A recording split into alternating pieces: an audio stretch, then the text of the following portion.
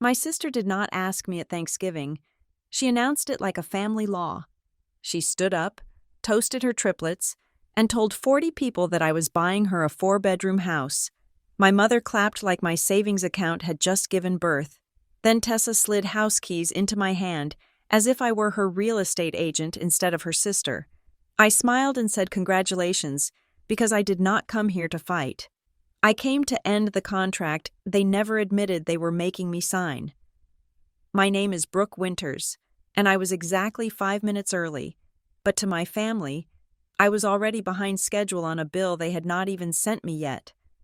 I turned my sedan onto the street where my parents lived, a winding suburban loop outside Raleigh, North Carolina, where the lawns were manicured to within an inch of their lives and the mailboxes were all painted a uniform. Passive-aggressive shade of beige. Usually, the driveway could hold 4 cars if you squeezed them in tight. Today, however, vehicles were spilling out onto the street, lining the curb on both sides like it was a block party or a funeral. I counted 12 cars. I did not recognize half of them. This was supposed to be Thanksgiving dinner, intimate, family, maybe a stray neighbor or two who had nowhere else to go. But 12 cars meant an audience. It meant witnesses. My stomach tightened, not with nerves, but with that cold, sinking familiarity of knowing I was walking onto a stage, not into a home. I checked my reflection in the rearview mirror. My lipstick was a sharp, armor-like red. My blazer was tailored. I looked like a woman who handled crises for a living, which was fortunate, because I was about to create one. I grabbed the pie from the passenger seat. Pumpkin. Store-bought. Because I refused to bake for people who consumed my time like it was a free sample, and I reached into my bag to touch the thick, manila envelope at the bottom. It was heavy. It felt like a brick. It felt like a weapon. I took a breath, stepped out of the car, and walked toward the front door. The noise hit me before I even turned the knob. It was a wall of sound, laughter, the clinking of glass, the drone of a football game on the television, and the high-pitched shriek of my mother's voice holding court.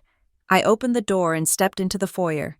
The house was suffocatingly warm, smelling of sage, roasted turkey, and expensive perfume.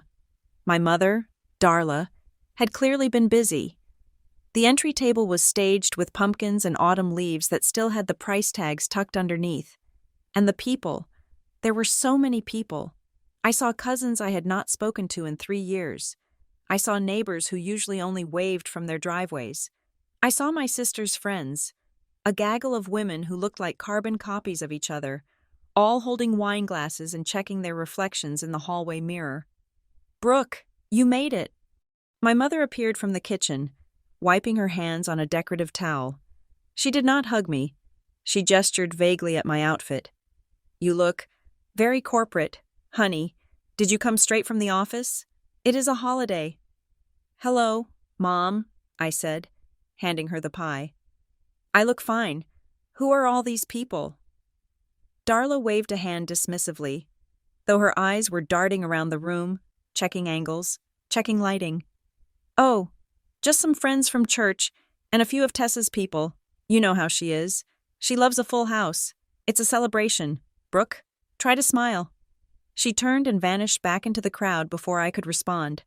I was left standing in the entryway with my coat still on. I made my way through the living room. My father, Warren, was sitting in his recliner, looking smaller than I remembered. He was surrounded by 3 men from his golf club who were talking loudly about interest rates. Dad offered me a weak, tired smile and lifted his drink in a silent salute. He looked fragile. He looked like a man who was trying very hard to disappear into his own upholstery. I nodded back, but I did not stop. I knew if I sat down next to him, I would get stuck in the orbit of his silence, and I needed to keep moving. I found my spot at the dining table, or rather, the series of tables pushed together to form a long, disjointed snake that ran from the dining room into the living room. There were name cards, calligraphy on heavy cardstock. I scanned the head of the table, where the fine china was set. Nothing. I moved down to the middle section. Nothing. I found my name at the very end, on a folding card table that was slightly lower than the rest. squeezed between my 7-year-old cousin and a pile of coats that someone had dumped on a chair. It was perfect. It was exactly what I expected. I sat down, smoothed my napkin over my lap, and waited. The energy in the room was frantic. My sister, Tessa, was everywhere at once. She was 30 years old, but still moved with the chaotic, demanding energy of a teenager who knew she was the prettiest girl at the prom. She was wearing a cream-colored knit dress that looked expensive. Her hair was done in loose, perfectly chaotic waves, and she was currently directing her fiancé, Mason, to adjust the lighting on the sideboard. Mason was a good guy, in the way a golden retriever is a good dog. He was loyal, eager to please, and completely lacking in critical thinking skills. He grinned at me across the room, giving me a thumbs up as he tilted a lamp. I felt a pang of pity for him. He had no idea he was currently financing a life that did not exist. Dinner was a blur of passing platters and forced conversation. I ate my turkey, I drank my water, I watched my Aunt Jolene across the table. Jolene was my father's sister, a retired paralegal who smoked thin cigarettes on the porch and had never, in her 60 years, tolerated nonsense. She caught my eye, glanced at the envelope peeking out of my tote bag on the floor, and gave me a barely perceptible nod. She knew. She was the only one I had told. Then, the moment arrived. The plates were being cleared, the dessert forks were coming out. The noise level dipped as Tessa stood up at the center of the main table. She picked up a spoon and dinged it against her champagne flute. "Everyone, hi. If I could just have a tiny moment." The room went silent instantly. It was conditioned behavior. When Tessa wanted attention, the ecosystem of our family halted to provide it. Phones appeared from pockets and purses. I saw at least 10 screens light up, red recording dots blinking like little warning lights. Tessa waited, posing, making sure Mason was standing right behind her, his hand resting casually on her waist. "So," Tessa started, her voice trembling with practiced emotion, "Mason and I have been keeping a huge secret. It has been so hard not to tell you all, especially with how sick I've been feeling." She paused for a sympathetic murmur from the crowd. My mother was already clutching a napkin to her chest, her eyes wide and wet. "But we finally got the news this week," Tessa continued, beaming. "We aren't just having a baby." She looked at Mason. Mason looked at the ceiling, grinning like he had just won the lottery. "We are having triplets." The room exploded. Screams, applause. My mother actually shrieked, throwing her hands in the air. People were standing up, rushing to hug them. "3 babies," someone yelled. "A whole team." I sat still. I clapped politely, my hands making a dry rhythmic sound. Triplets, 3 children, 3 more reasons for Tessa to be the center of the universe. Tessa held up her hands, laughing, basking in the noise. Okay, wait, there is more." The room quieted down again, eager for the sequel. Tessa turned, her eyes locked onto me. It wasn't a look of sisterly affection. It was a spotlight. It was a target acquisition. "Obviously," Tessa said, her voice projecting clearly to the back of the room. "With 3 babies coming, our little apartment just is not going to cut it. We need space. We need a yard. We need a nursery that can fit 3 cribs." She took a breath, and her smile sharpened. "So, the best news is that Brooke has stepped up. Brooke is buying us a bigger house." The silence that followed was brief, just long enough for the words to sink in, and then the applause started again, louder this time. My mother turned to me, clapping furiously, nodding as if she were confirming a fact she had known for years. "That is my girl," Darla shouted. "Generosity. That is what family is for." Dad was nodding too, looking relieved that the problem of housing his daughter had been solved without him having to open his checkbook. Mason was beaming at me, mouthing the word, "Thanks." Tessa wasn't done. She walked around the table, the crowd parting for her like the Red Sea. She came to the end of the line, to the card table where I was sitting. She reached into her pocket and pulled out a set of keys. They were heavy, brass keys, on a shiny new keychain that said, "Home Sweet Home." I want to be in by Christmas, Tessa said, loud enough for the neighbors 3 houses down to hear. We need 4 bedrooms minimum. Brooke, 4, and close to Mom. I can't be driving 40 minutes across town with 3 infants. She pressed the keys into my hand. My palm was open. The cold metal bit into my skin. The camera phones were all pointed at us now, capturing the benevolent sister accepting her duty. It was a masterclass in social pressure. If I said no now, if I argued, I would be the monster who made the pregnant woman cry. I would be the villain in her viral video. I looked at the keys. I looked at Tessa. Her eyes were bright, challenging, daring me to flinch. I curled my fingers around the keys. "Congratulations," I said. My voice was calm. It was the voice I used when I was firing someone who thought they were indispensable. "Triplets. That is incredible." "Tessa." Tessa beamed. Straightening up, ready to turn back to her adoring public. She thought it was over. She thought the transaction was complete. "Actually," I said, raising my voice just enough to cut through the ambient chatter, "I have some news too." Tessa paused. She looked down at me, a flicker of annoyance crossing her face. This was her scene. I was not supposed to have lines. "I already found a house," I said pleasantly. The room seemed to brighten. My mother let out a gasp of delight. "Oh, Brooke, you are so fast. Did you hear that, everyone? She is already on it." "That is amazing," Tessa said, reaching for the keys again, assuming I was about to hand them back with an address attached. "Where is it? Is it the one on Oak Street? I sent you the link to that one last week." "It is beautiful," I continued, ignoring her hand. 4 bedrooms, a sunroom, a fenced yard. It is in a quiet neighborhood, about 20 minutes from here." "Perfect," Tessa said, her voice dripping with satisfaction. "That sounds perfect. When do we get the keys?" I smiled. It was a genuine smile. It was the smile of a person who watches a trap snap shut. "I get the keys tomorrow," I said. "For me?" The air went out of the room. It didn't fizzle. It vanished. The silence that dropped was absolute. It was the kind of silence where you could hear the refrigerator humming in the kitchen. Tessa's smile froze. It didn't fall. It just petrified. "What?" "I am moving tomorrow," I said, my voice steady, conversational. "I bought the house for myself. It is in my name. I hired the movers this morning." My mother stood up. "Brooke, what are you talking about? Tessa needs a house. She is having triplets." "I know," I said, "and I wish her the best of luck finding one." "But you have the money," Tessa stammered, her script falling apart. "You always help. You're the rich one." "I am the employed one," I corrected gently. "There is a difference." "This isn't funny," Tessa snapped, her face flushing pink.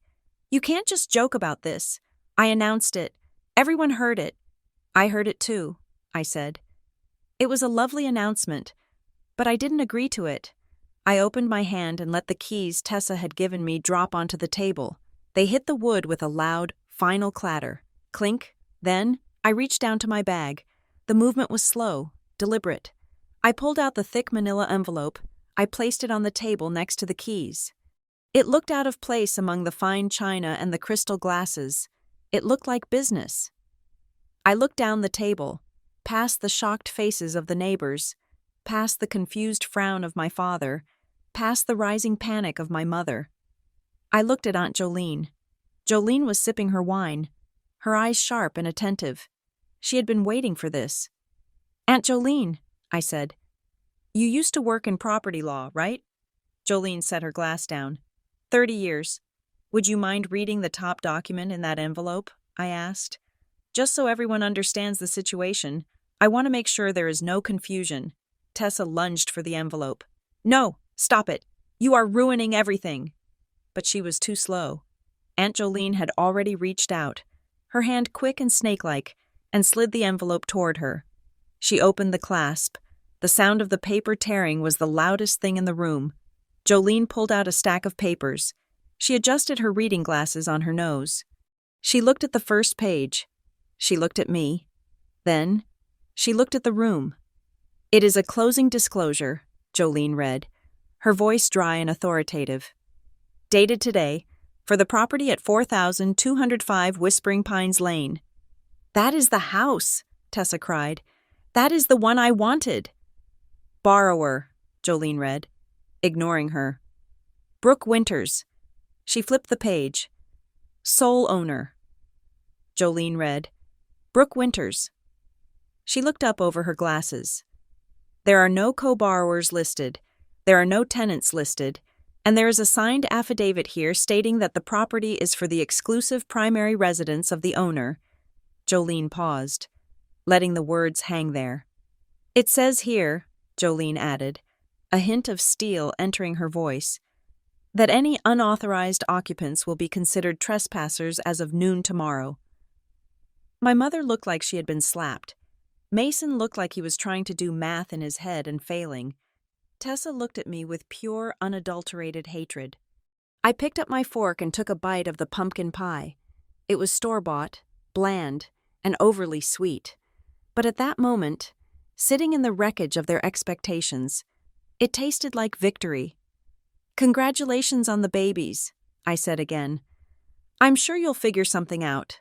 To understand why I dropped a legal thunderclap on a Thanksgiving table, you have to understand the physics of my family. It was never a robbery. Robberies are loud. Robberies are honest. In a robbery, a person points a weapon at you and demands your wallet. And there is a clear distinction between the victim and the criminal. My family worked on a different principle entirely. They operated like coastal erosion. They took pieces of me so slowly, grain by grain, tide after tide, that I was not supposed to notice the land was disappearing until the entire cliff collapsed under my feet. Nothing was ever taken from me loudly. It was always assumed softly, like the weather. The pattern started before I had a bank account. It started with the emotional currency of the house. I remember the exact moment I realized my role in the ecosystem. I was 12 years old. It was mid-July, the week where my birthday and Tessa's birthday awkwardly collided. I was turning 12, and she was turning 8. My mother, Darla, had decided that separate parties were inefficient and expensive, so we were having a summer bash in the backyard. I remember walking out to the patio table. It was covered in a plastic tablecloth printed with balloons. All of Tessa's friends were there, screaming and running through the sprinklers. I had invited 3 friends from school, but they were sitting awkwardly on the swing set, marginalized by the sheer volume of Tessa's crowd. Then came the cake. It was a massive sheet cake from the grocery store, heavily frosted in neon pink and purple. I stared at the script written in icing across the center. It said, in big, looping letters, "Happy birthday, Tessa." I stood there, blinking. I looked for my name. Maybe it was in the corner. Maybe it was on the side. It was nowhere. I felt a hand on my shoulder. It was my mother. She leaned down, her breath smelling of iced tea and mint, and she whispered the sentence that would become the motto of my entire life. "Be flexible, Brooke. Don't make it weird." She squeezed my shoulder. Not in comfort, but in warning. "The bakery made a mistake," she added, her voice low and hurried. "But Tessa is so excited, and she is younger. You know how she gets. You are the big sister. You can handle it. Don't ruin her moment." So I didn't. I smiled. I sang happy birthday to my sister. I watched her blow out the candles on a cake that was technically half mine, and I learned that my feelings were a logistical problem that my mother did not want to solve. Being flexible meant bending until I broke so that Tessa could stand tall. That was the emotional precedent. The financial precedent was set 6 years later. I was 18 years old. I had just graduated high school with honors. I had spent 4 years studying while Tessa spent 4 years perfecting the art of being charmingly helpless. I came home one afternoon waving a letter from the university. I had won the Chancellor's Merit Scholarship. It was a full ride, tuition, books, and a living stipend. I sat at the kitchen table, the letter smoothed out in front of me. My father, Warren, was drinking coffee. He read the letter twice. "That is nice," he said. That is really nice. Brooke, he didn't say he was proud. He said it was nice, the way you describe a reasonable weather forecast. Then he set the letter down and looked at me over the rim of his glasses. So, he said, tapping the paragraph about the stipend, this extra money for living expenses, they send that directly to you? Yes, I said, beaming. It covers my dorm and meal plan, and there is a refund check for whatever is left over. I can save it for a car. Dad sighed, the heavy, burdened sigh of a man carrying the world on his shoulders. Well, here is the thing, honey. Tessa really wants to go to that performing arts camp in New York this summer. It is expensive, and since we do not have to pay for your college now, we were thinking— He didn't finish the sentence. He let it hang there, soft and assuming. You want my scholarship money?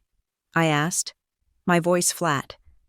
We want to help your sister find her path, Dad corrected gently. It is all one family pot. Brooke, we are a team. You are safe. You are set. Tessa needs a little push. You wouldn't want her to miss out just because you are hoarding extra cash you don't really need. Would you? Hoarding. He made my earned merit sound like greed. He made my success sound like a theft from Tessa's potential. I gave them the money. I wrote the check 3 weeks later. Tessa went to the camp, came back bored after 10 days, and never danced again. She didn't say thank you. She said the dorms were drafty.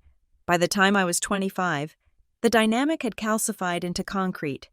I had landed a job at Crescent Harbor Creative, a media firm in the city.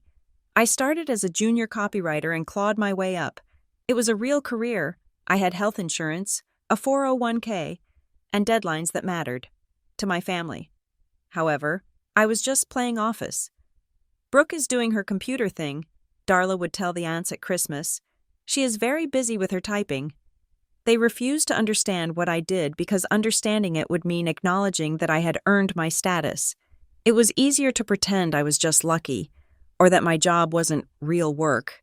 Real work, in their eyes, was what Tessa did. Tessa had decided she was an influencer. She was a lifestyle content creator.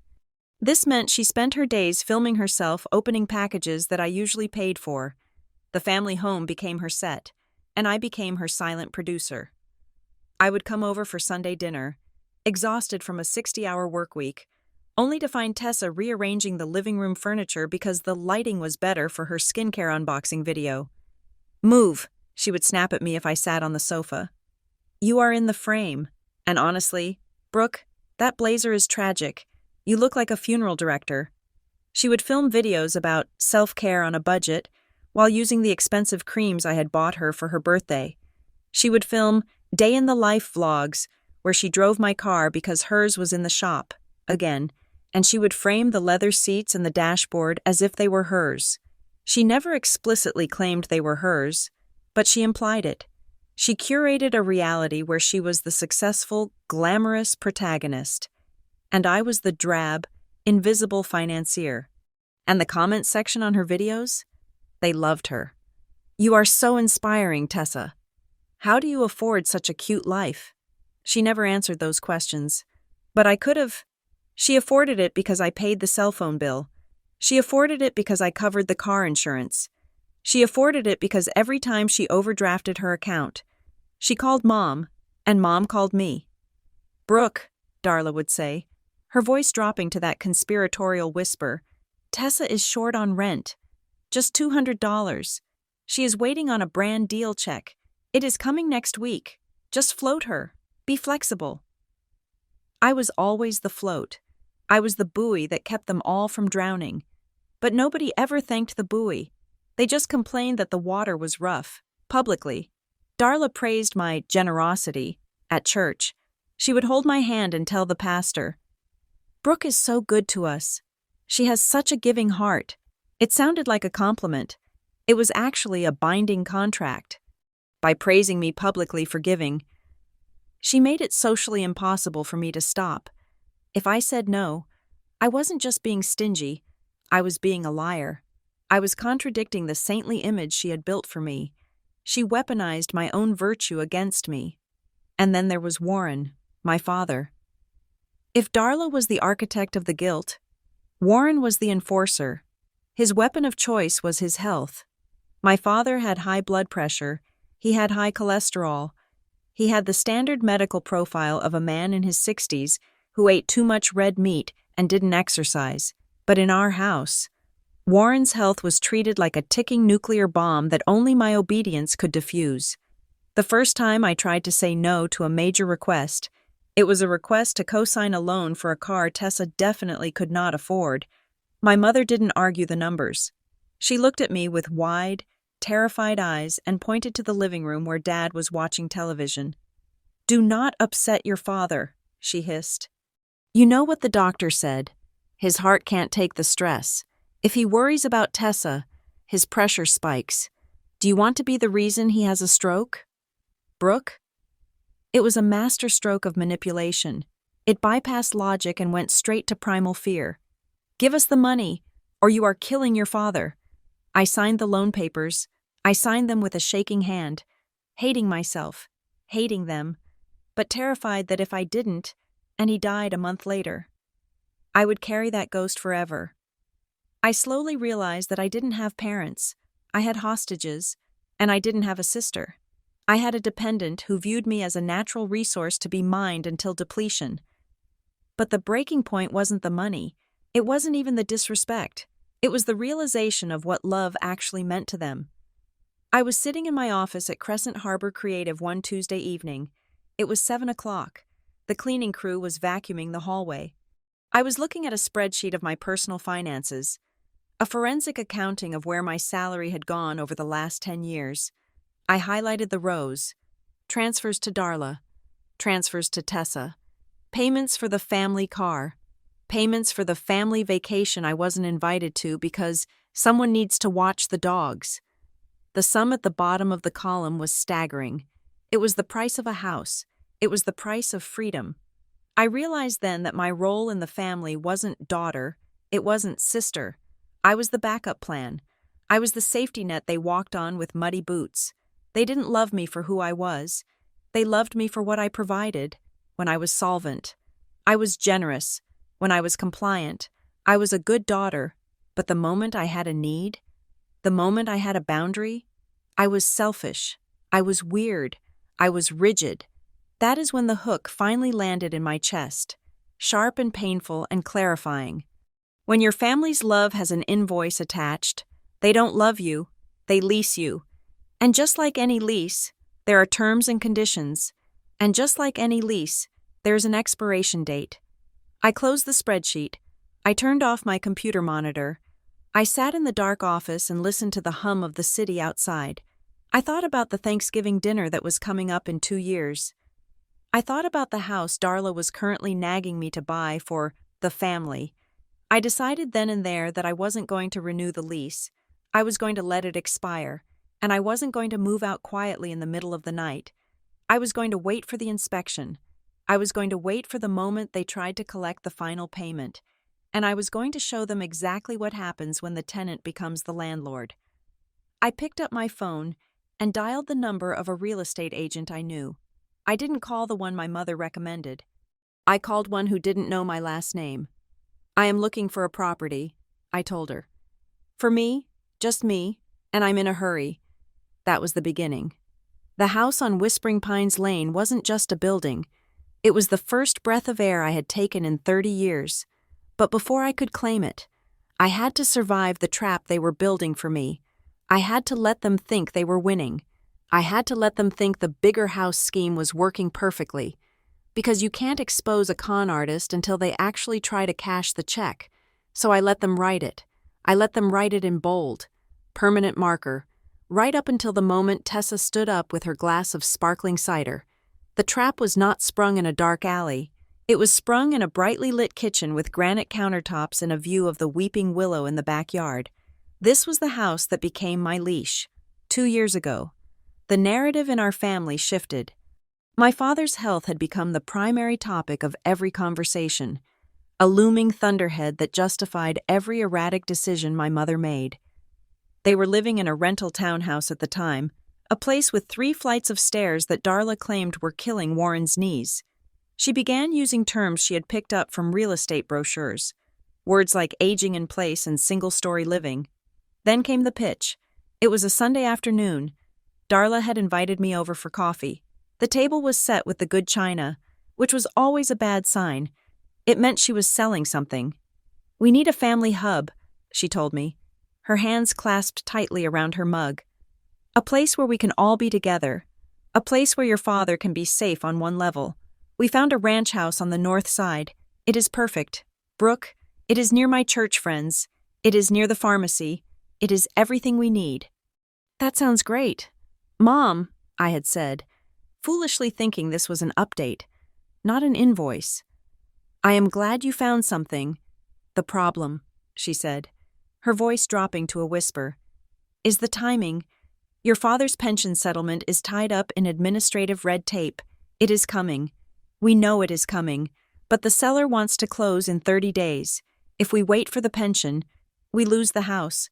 And if we lose the house, I do not know if your father can handle the disappointment. His pressure is already 160/90. She let the numbers hang in the air like a ransom note. "We just need a bridge," she said. "Just until Dad stabilizes. Just until the paperwork clears." I was the bridge. I was the only one with a credit score over 700 and a savings account that wasn't constantly overdrawn. The request was specific. They did not just want a loan, they wanted me to buy it.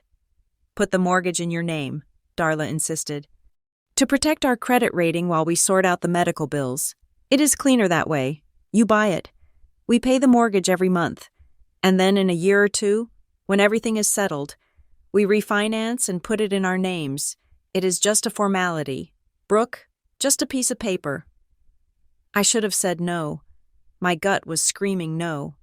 But I looked at my father, who was sitting in the corner rubbing his knees, looking pale and defeated.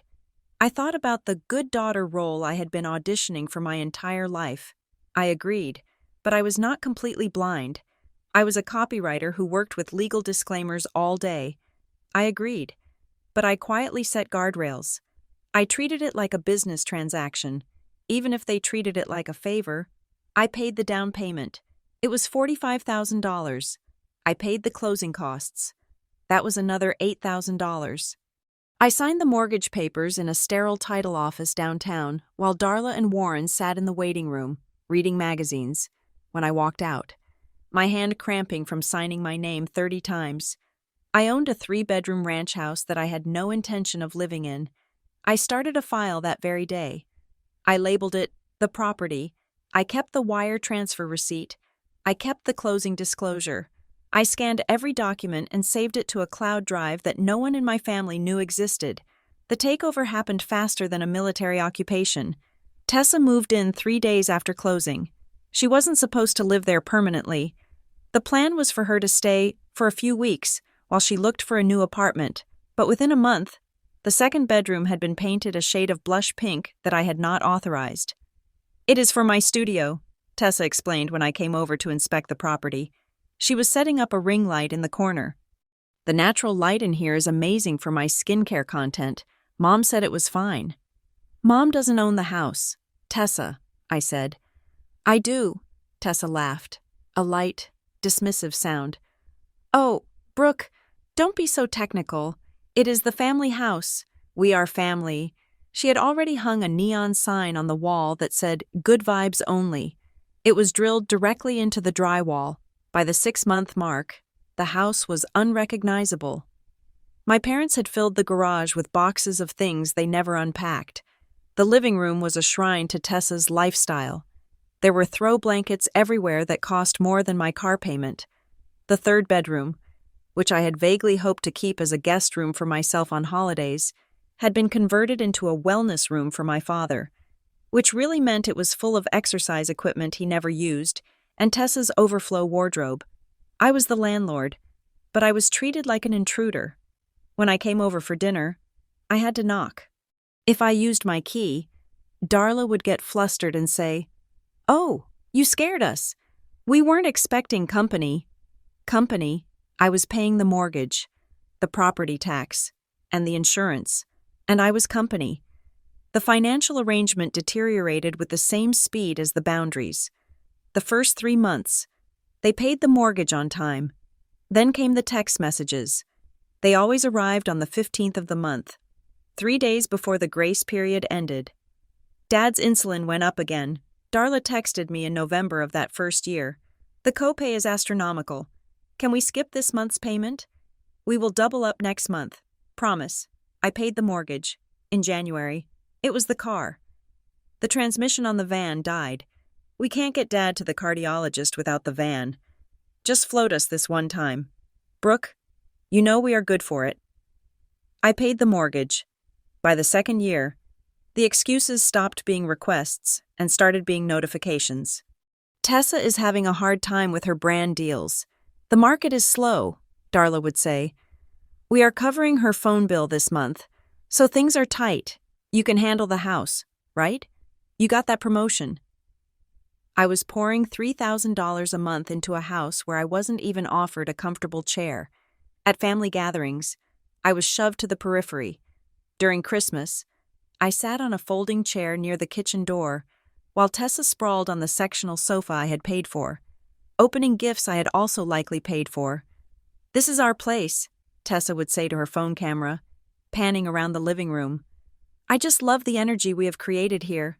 I would stand in the background, holding a glass of lukewarm water, watching her claim ownership of my credit history. The physical toll was insidious. It didn't happen all at once. It started as a tightness in my chest whenever my phone vibrated. I assigned a specific ringtone to my mother, a standard digital chime. But to me, it sounded like a fire alarm. Every time Mom flashed on my screen, my pulse would spike to 110. I would stare at the phone, my hands clammy, running through the inventory of potential disasters. Was it money? Was it a medical emergency? Was it a guilt trip about not visiting enough? It was never, how are you? It was always, we need. I stopped sleeping through the night.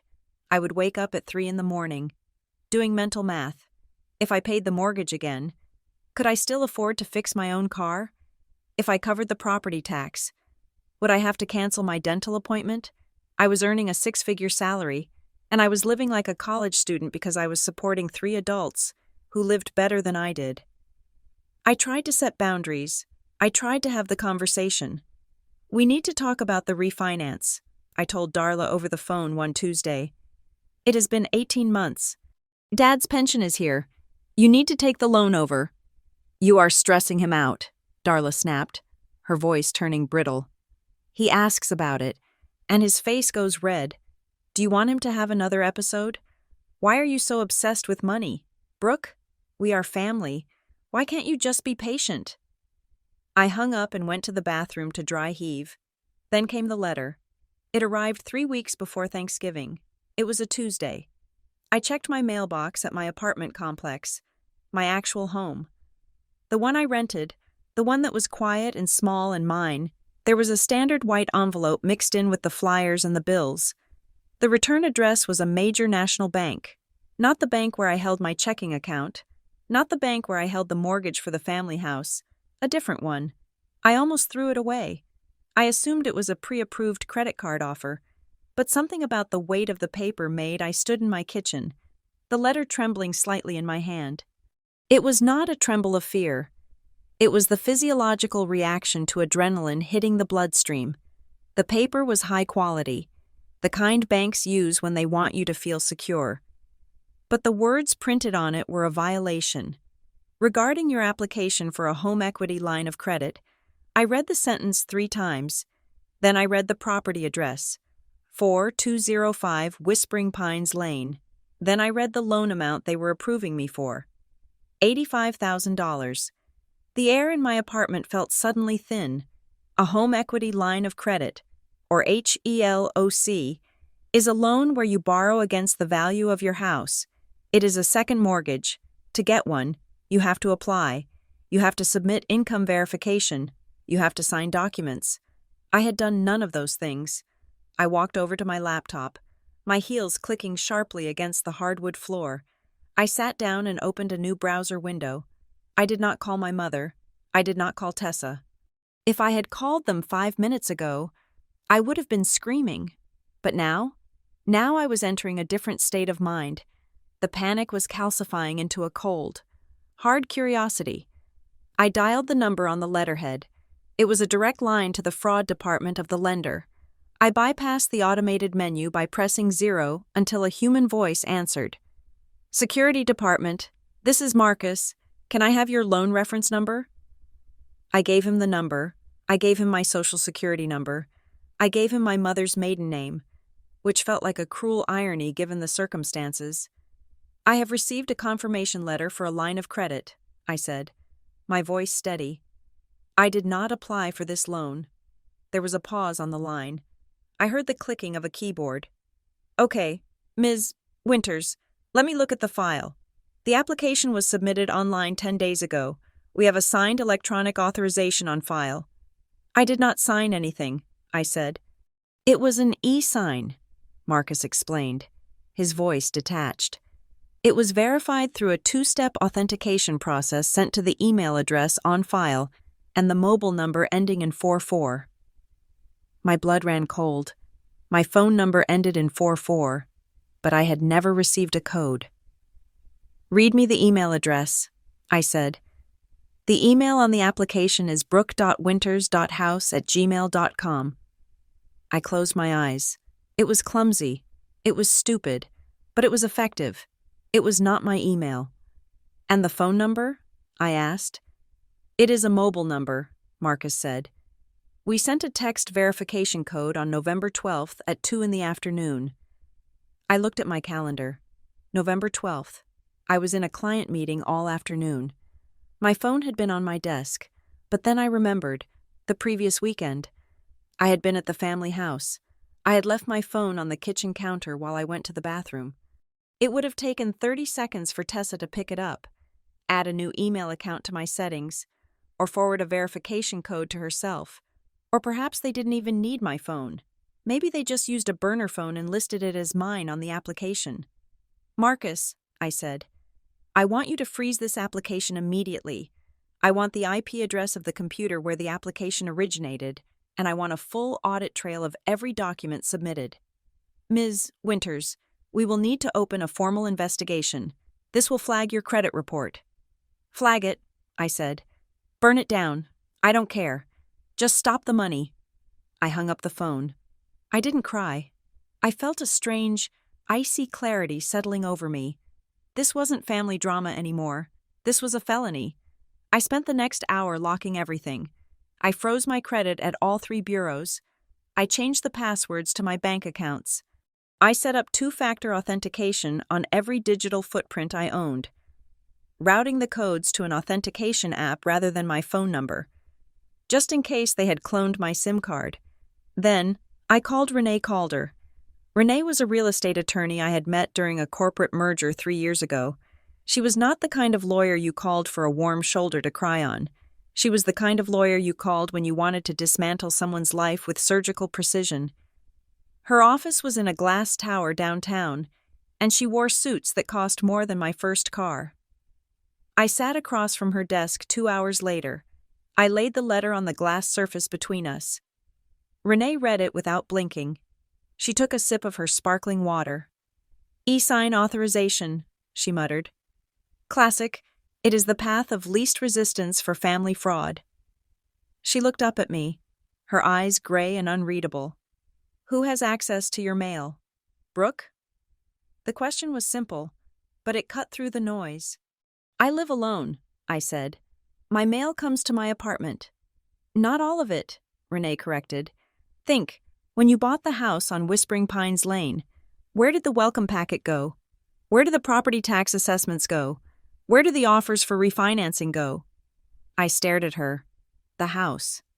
The mail for the property goes to the property, I said slowly. I never changed the mailing address because Darla said she would handle the bills if I just transferred the money to the joint account. Darla handles the mail, Renee repeated. She leaned back in her chair.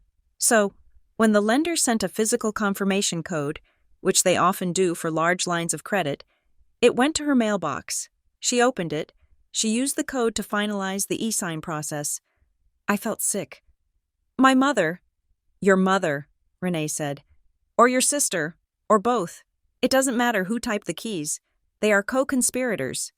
They are trying to strip the equity out of the house before you can sell it or before they assume you will refinance it. They are cashing you out. Brooke, they wanted $85,000, I whispered. Why? Because they feel entitled to it, Renee said. They view that equity as family money, in their minds. They are not stealing. They are just accessing what is theirs. She leaned forward, her voice dropping an octave. Here is what you are going to do. You are going to document everything. You are going to get the IP logs from the lender. You are going to save every text message where they asked for money. But you are not going to confront them. Not yet. Why not? I asked. I want to scream at them. Because if you scream, they will destroy the evidence, Renee said. They will delete the email accounts. They will shred the papers. Once people like Tessa realize they are caught, they do not apologize. They rewrite reality. They will tell the police you authorized it. They will say you forgot. They will gaslight you until you question your own sanity. She slid a notepad across the desk. You need to move quietly, she said. You are going to sell the house, but you are going to do it in a way that traps them. You are going to create a paper trail so thick they will never be able to climb out of it. I left Renee's office with a plan. It was a military operation. Step 1 was the certified letters. I drafted a formal notice of intent to sell. I drafted a notice to vacate. I did not send them yet. I prepared them, dated for the day after Thanksgiving. Step 2 was the audit. I needed to know exactly how deep the rot went. I logged into the joint bank account, the one I used to transfer the mortgage money to Darla so she could pay the bill. I had not looked closely at the transaction history in months, mostly because I trusted them to simply pay the bill. I downloaded the statements for the last 2 years. I started matching the transfers. My transfer of $3,200 on the 1st of the month, the mortgage payment deduction on the 3rd. It seemed normal, but then I saw something else. In the deposits column, there was a recurring transaction. It started 18 months ago. It was for $1,200. It appeared on the 5th of every month. The label on the deposit was Venmo, Mason, House Fund. I stared at the screen. Mason, Tessa's fiancé, the golden retriever. Why was Mason transferring $1,200 a month to the account that Darla controlled? I pulled up the loan application audit trail that the bank had emailed me. Renee had expedited the request. I looked at the income verification section. To get an $85,000 loan, you have to prove you can pay it back. Since they couldn't use my pay stubs without me knowing, they had submitted something else. They had submitted a rental agreement. I opened the PDF attachment. It was a lease, a fake lease. It listed Mason as a tenant at 4205 Whispering Pines Lane. It stated that he paid $1,200 a month in rent. The signature at the bottom was a scrawl that looked vaguely like mine, but definitely wasn't. The room spun. Tessa wasn't just living there for free. She was charging Mason rent. She had told Mason that I required rent. She had told him that we were paying off the mortgage. Mason had been diligently paying $1,200 a month for nearly 2 years, money that he thought was going to me, or to the bank, but I had never seen a dime of it. I looked back at the bank statement. The $1,200 came in on the 5th, and on the 6th, there was always a transfer out. Transfer to T, Winters, personal. She was skimming it. She was taking money from her fiancé, under the guise of paying me, and she was pocketing it, and Darla knew. Darla had to know because the money flowed through the account she managed. I felt a sudden, sharp laugh bubble up in my throat. It wasn't a happy laugh. It was the sound of a judge's gavel coming down in my head. They weren't just leeches. They were criminals. Tessa had turned her relationship into a Ponzi scheme. She was stealing from Mason to fund the lifestyle she was showing off on the internet, all while living in a house I paid for. And now she was trying to take a second mortgage out on the roof over her head. I sat back in my chair and watched the cursor blink on the screen. The fear was gone. The hesitation was gone. The lingering guilt about abandoning my family was incinerated. You don't abandon a family like this. You escape a crime scene. I picked up my phone and opened the calendar app. I looked at the date for Thanksgiving. It was 2 weeks away. I had planned to just hand them the sale notice and leave. I had planned to be civil. But now I had the lease. Now I had the bank statements. Now I knew that Mason was just another victim in the blast radius. I wasn't just going to sell the house. I was going to host a trial, and the verdict was going to be delivered over pumpkin pie. I picked up my pen and wrote down one final task on my legal pad. Item: prepare disclosure packet for Mason. I closed the folder. The sun was setting outside my window, casting long, sharp shadows across the floor. I felt incredibly calm. It was the calm of a chess player waiting for the forced move. They wanted a bigger house. They wanted a viral moment. I was going to give them exactly what they asked for. I bought my freedom on a rainy Tuesday afternoon, exactly 9 days before Thanksgiving. It did not look like a castle. It looked like a 2-story townhouse in a development on the other side of Raleigh, a solid 30-minute drive from the blast radius of my family. It had beige siding, a small patio that faced a line of pine trees, and most importantly, a front door that only I had the key to. I stood in the empty living room, the smell of fresh paint and carpet cleaner filling my lungs. It was quiet. It was the kind of silence that usually costs a fortune, but in this case, it cost me $240,000. I had liquidated my stock portfolio. I had drained my emergency fund. I had scraped together every cent I could access without touching the credit lines I had frozen. This was not an investment property. It was a bunker. I walked to the kitchen island and opened my planner.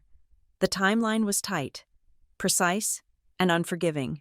I had scheduled the movers for the Friday after Thanksgiving, while the rest of the country would be shopping for discounted electronics. A team of 3 men would be packing up my apartment and moving me into a life where my mother's name was not on the lease. But moving was only the defensive maneuver. The offensive strategy was happening in the high-rise office of Renee Calder. "We list the family house today," Renee had told me that morning. "But we list it as a coming-soon pocket listing. It won't hit the public sites like Zillow until Saturday. That gives you a window of privacy. But it establishes a legal intent to sell. Do it," I said. "Price it to move. I don't care about profit. I just want to clear the mortgage and walk away." "And the notice?" Renee asked, sliding a thick envelope across her desk. "I will mail it," I said. "Certified. Return receipt requested." This was the first trap. I knew the mechanics of the house on Whispering Pines Lane better than anyone. I knew that the mail carrier arrived at 11 in the morning. I knew that my mother, Darla, sat by the front window with her tea, watching the street like a hawk. I knew that she intercepted every bill, every notice, every piece of paper that might disrupt the fantasy world she had built for my father. I sent the letter. It was a formal notice to vacate and a notice of intent to sell. It stated clearly, in legal language, that the property was being listed and that all occupants had 30 days to leave. I tracked the package on my phone. 2 days later, the status changed to delivered. The signature on file was a scrawl I recognized instantly. D. Winters. My mother had signed for her own eviction. And then, silence. She did not call me. She did not text me in a panic. She did not mention it. That was the confirmation I needed. She had opened the letter, read it, and hidden it. She was gambling that she could manipulate me into changing my mind before the 30 days were up. Or perhaps she was delusional enough to believe that if she didn't acknowledge the piece of paper, it didn't exist. She was burying the landmine in the backyard, hoping no one would step on it. She didn't realize I held the detonator. Step 2 was securing a witness. I needed someone in that room who wasn't drinking the Kool-Aid. I needed a neutral party who could read a legal document without bursting into tears or trying to guilt-trip me about family unity. I called Aunt Jolene. Jolene was my father's younger sister, a woman who wore sharp blazers and had retired from 30 years of paralegal work with a pension and zero tolerance for drama. She had always kept her distance from Darla's chaotic orbit, preferring to show up for holidays, eat her turkey, and leave before the argument started. I met her at a coffee shop halfway between our homes. I didn't waste time with small talk. I placed a black binder on the table between us. "Brooke," Jolene said, eyeing the binder over her reading glasses. "You look like you are about to indict someone." "I am," I said. "I need a favor, Aunt Jolene, but before you say yes, you need to see what is in this book." Jolene opened the binder. I watched her face as she turned the pages. She saw the deed to the house in my name. She saw the 2 years of mortgage payments deducted from my account. She saw the text messages from Darla begging for money. And then, she saw the smoking gun, the fraudulent home equity line of credit application, and the fake lease agreement signed by Mason. Jolene stopped at the fake lease. She ran her finger over the signature line. "That is not your signature," she said flatly. "No," I said. "It isn't, and I've never seen a dime of that rent money." Jolene closed the binder. She took a slow sip of her coffee, her expression darkening. "So, Tessa is collecting rent from her fiancé for a house she doesn't own, keeping the money, and your mother is covering for her?" "Yes. And they just tried to borrow $85,000 against the equity without telling you?" "Yes." Jolene set her cup down with a sharp clink. "What do you need me to do?" "I am going to Thanksgiving," I said. "I am going to drop this binder on the table, but I can't be the one to read it. If I read it, it looks like a temper tantrum. If I read it, they will scream over me. They will say I am lying. They will say I am hysterical." I looked her in the eye. "I need a neutral voice. I need someone who reads contracts for a living. I need you to be the voice of the record." Jolene looked out the window at the parking lot. She took a long drag from her electronic cigarette, exhaled a cloud of vapor, and nodded once. "I will be there. And Brooke? If they try to interrupt me, I will make them regret it." With the witness secured, I turned my attention to the stage itself. I knew Tessa better than she knew herself. I knew she was desperate. Her Instagram engagement was down. She was pregnant with triplets, which was a content goldmine. But babies require infrastructure. She needed a bigger house not just for the children, but for the aesthetic. The ranch house on Whispering Pines Lane was too small, too dated, too cluttered with my father's medical equipment to serve as the backdrop for her mommy vlogger empire. She would make a move at Thanksgiving. I was certain of it. She would use the pregnancy as leverage. She would ambush me in front of an audience, counting on the social pressure to force me into compliance. She would announce that I was buying them a mansion because that was the script she had written in her head. Brooke the banker, Tessa the star. Most people, knowing this, would try to prevent the scene. They would call ahead. They would warn the family. They would try to de-escalate. I did the opposite. I wanted her to make the demand. Public demands create public consequences. If she wanted to turn Thanksgiving into a performance, I would let her build the stage, set the lights, and gather the audience. I would let her climb up onto the pedestal and announce her entitlement to the world, because the higher she climbed, the harder the fall would be when I kicked the ladder out from under her. I spent the night before Thanksgiving preparing the physical evidence. I did not want a messy pile of papers. I wanted weapons. I prepared 2 large manila envelopes. In the first envelope, I placed the dirty laundry. This was the chaos packet. It contained the audit trail from the bank showing the fraudulent e-sign. It contained the fake lease agreement with Mason's forged signature. It contained a spreadsheet of every dollar I had transferred to my mother, contrasted with a spreadsheet of $0 returned. It contained the certified mail receipt that proved my mother had received the eviction notice and hidden it. In the second envelope, I placed the clean steel. This was the legal packet. It contained a letter from Renee Calder. It was not a friendly letter. It was a summary of ownership, a cease and desist regarding the property fraud, and a hard copy of the listing agreement. It stated, in unambiguous terms, that the house was going on the market on Saturday, and that the current occupants had 30 days to vacate before eviction proceedings would be filed with the sheriff's office. I sealed both envelopes. I did not write names on them. They did not need names. Then, I sat down on the floor of my empty new living room and prepared myself. This was the hardest part, the emotional discipline. My family knew how to push my buttons because they had installed them. They knew that if they called me selfish, I would scramble to prove I was generous. They knew that if they cried, I would apologize. They knew that if they raised their voices, I would shrink.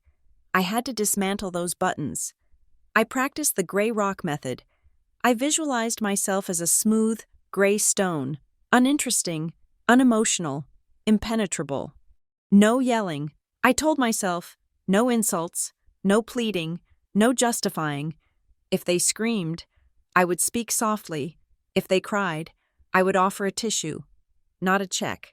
If they attacked my character, I would pivot to the data. You are abandoning us. The house is listed for sale. How can you do this to family? The unauthorized loan application was a felony. We just need more time. The notice period is 30 days. I rehearsed the lines until they felt mechanical. I stripped the anger out of them. Anger implies that I still care. Anger implies that I'm hurt. I needed to be past hurt. I needed to be indifferent. The morning of Thanksgiving arrived with a gray, drizzly sky. I dressed in a suit. It was a dark navy blazer and tailored trousers. It was not festive. It was not cozy. It was what I would wear to a deposition. I drove to the store and bought the pumpkin pie. It was the only thing I was bringing. I was not bringing gifts. I was not bringing appetizers. I was bringing a dessert and a dossier. As I drove toward Whispering Pines Lane, I felt a strange sensation in my chest. For years. This drive had filled me with dread. I would grip the steering wheel, my stomach churning, wondering what they would ask for this time. I would wonder if I could afford it. I would wonder if I could survive the guilt trip. Today, the dread was gone. I wasn't driving to a family dinner. I was driving to a closing. I wasn't arriving to debate my worth as a daughter or a sister. I wasn't going there to beg them to love me or to treat me with respect. I was done paying for affection that turned out to be a subscription service. I was arriving to cancel the contract. I pulled up to the house. The street was lined with cars. The audience was assembled.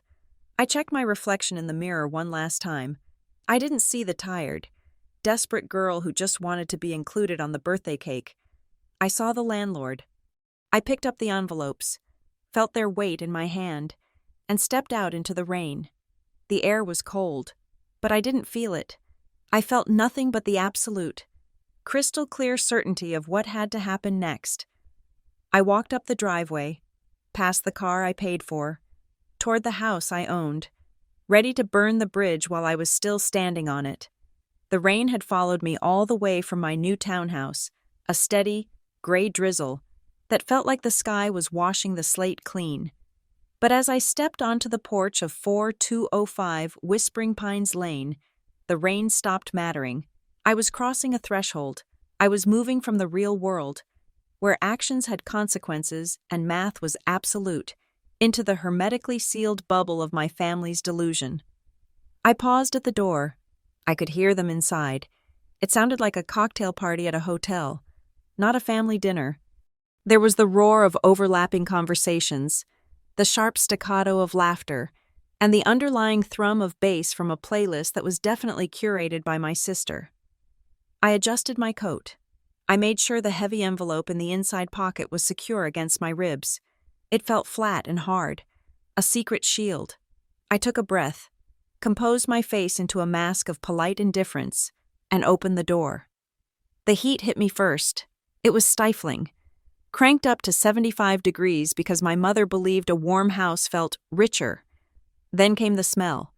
It wasn't the smell of roasting turkey or sage stuffing, although those notes were buried somewhere underneath. It was the smell of expensive wax. I stepped into the foyer and blinked. The house, my house, had been transformed.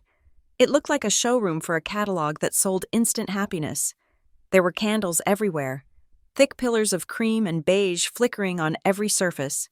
There were pumpkins painted in metallic gold and silver stacked artfully on the entryway table. A massive garland of eucalyptus and faux autumn leaves draped over the banister. I knew, with a sinking certainty, that I had paid for all of it. Every pumpkin, every candle, every garland was likely charged to the credit card I had foolishly left authorized on the Amazon account 2 years ago. For emergencies, apparently. A lack of festive aesthetics constituted an emergency. Brooke, you are here. I turned to see Tessa gliding toward me. She looked radiant. I had to give her that. She was wearing a cream-colored knit dress that clung to her baby bump, her hair arranged in loose, glossy waves that caught the light of the chandelier. She held a glass of sparkling cider in one hand, as if it were a prop. I held up the pumpkin pie I had brought. It was in a standard bakery box, unglamorous and practical. "Happy Thanksgiving," I said. "I brought dessert." Tessa stopped 3 feet away from me. She didn't hug me. She looked at the box, then looked at my suit, her eyes doing a quick, critical scan of my appearance. "Oh," she said, her voice pitching up into that tone she used when she wanted to be patronizing without technically being rude. "That is cute. Just put it in the kitchen, okay? Maybe on the back counter? We have a whole dessert station set up in the dining room, and it is kind of a specific color palette." She didn't say thank you. She called my contribution cute and banished it to the back room because it clashed with her beige and gold color scheme. "Sure," I said. "Cute.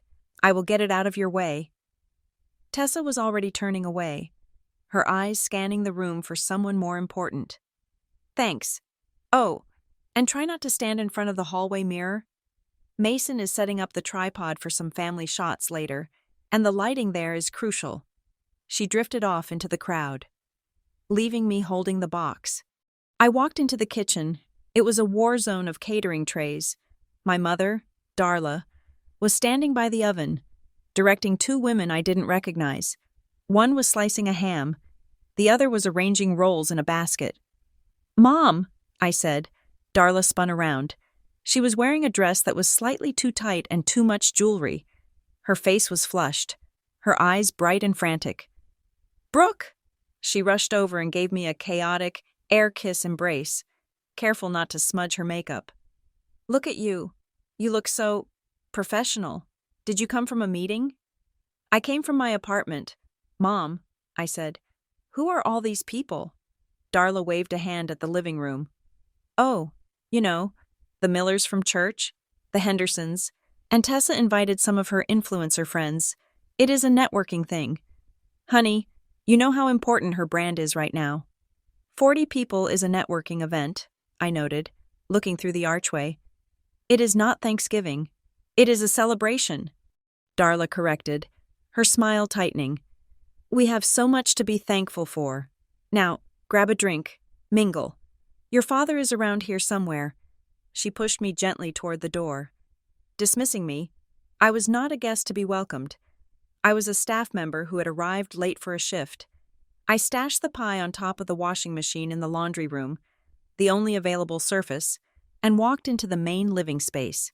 I found my father, Warren, in his recliner in the corner. He looked like an island of gray in a sea of gold decor.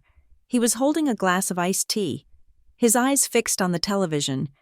Though the volume was muted, he looked smaller than I remembered. His skin had a papery, translucent quality.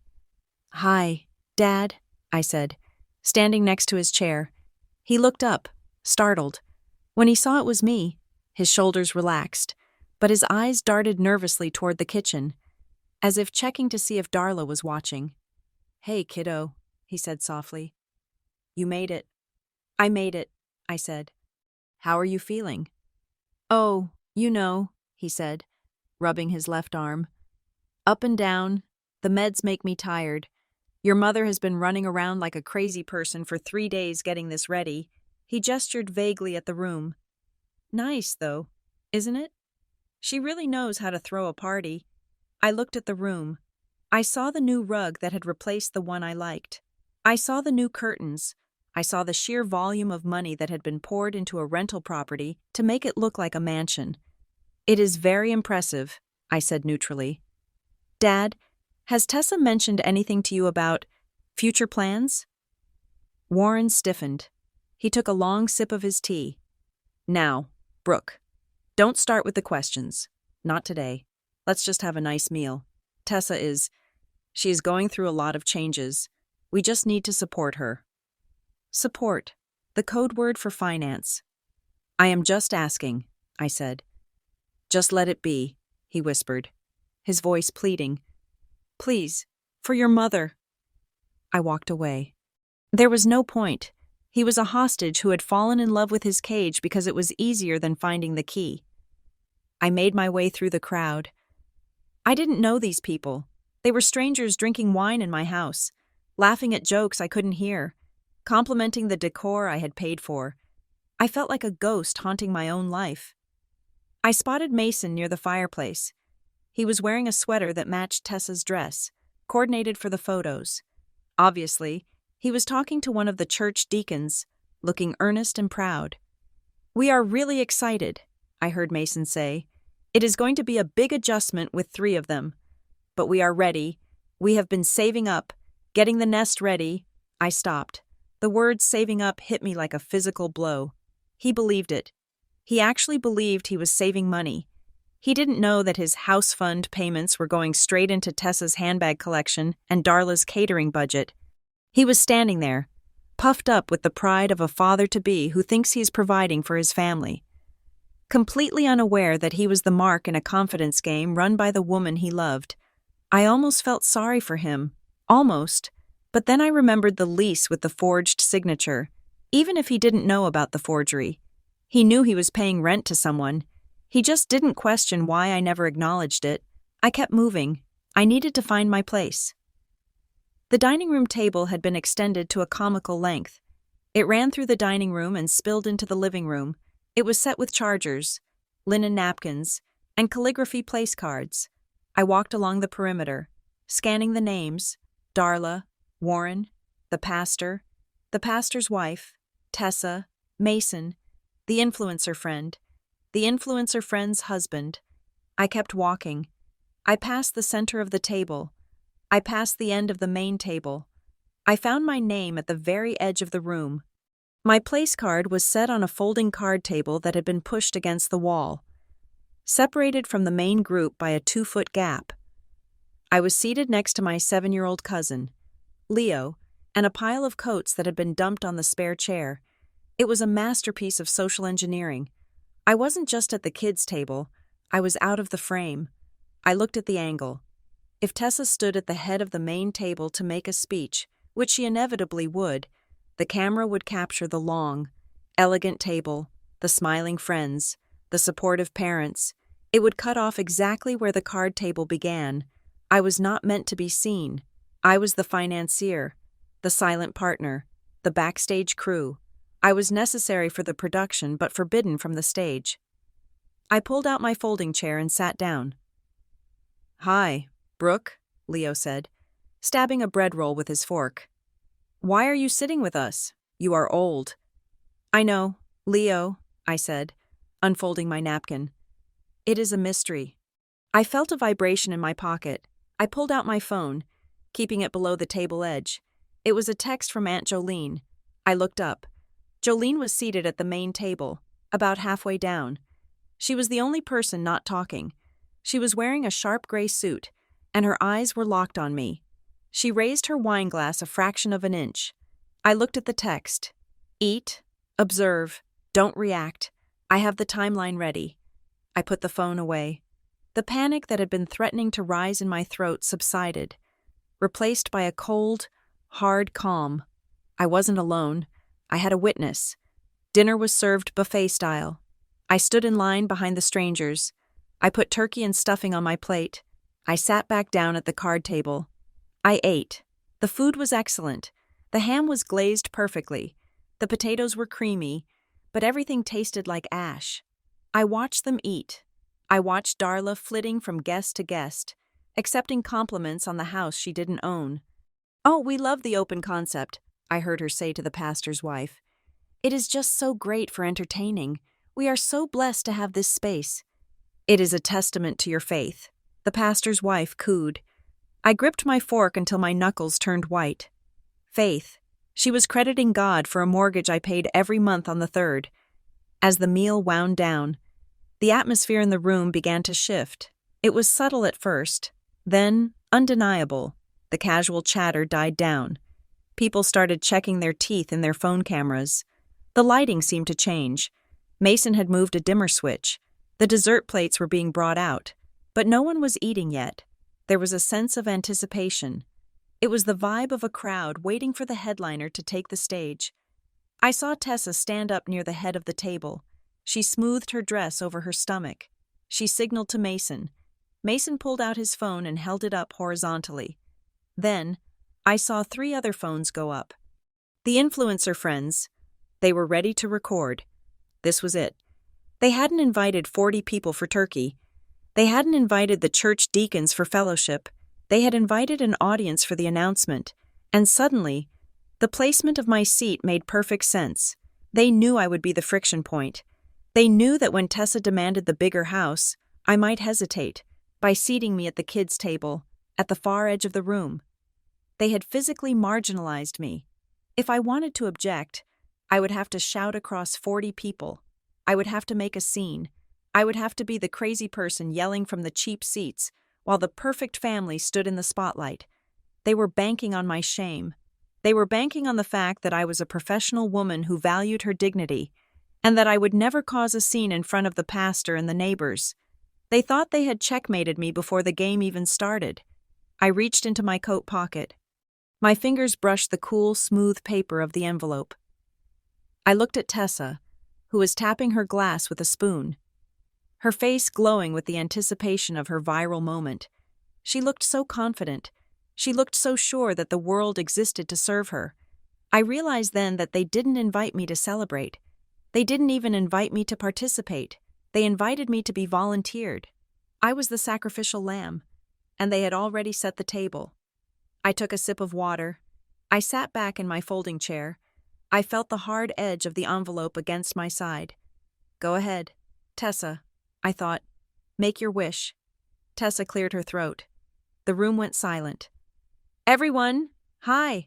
The show was starting, and I was the only one with the script. The sound of the spoon hitting the champagne flute was thin and sharp, like a crack in ice. It cut through the low roar of 40 conversations and brought the room to a standstill. Tessa stood at the head of the main table, framed perfectly by the bay window and the velvet curtains I had paid for 3 months ago. She waited. She knew exactly how long to let the silence stretch. It was a skill she had honed over years of performing for a camera lens. Learning that if you wait just a second longer than comfortable, people will lean in, they will stop chewing, they will stop breathing. She placed one hand on her stomach. It was a calculated gesture, tender and protective. Thank you all for coming, Tessa said, her voice trembling with a carefully curated emotion. Mason and I have been so overwhelmed by the love in this room today. Truly, it means the world to us. She looked at Mason. He was standing slightly behind her, grinning like a man who had just been told he won a prize but wasn't sure what the tax implications were. He placed his hand over hers on her stomach. The flash of a camera went off, then another. The influencer friends were getting their B-roll footage. We have been keeping a secret, Tessa continued, her voice dropping to a whisper that was somehow loud enough to reach me at the card table in the corner. We thought we were just adding one little member to the family. She paused. She looked at our mother. Darla was already crying, clutching a napkin to her mouth, shaking her head as if the joy was simply too much to bear. But we went to the specialist last week, Tessa said, beaming now, letting the joy break through the performance.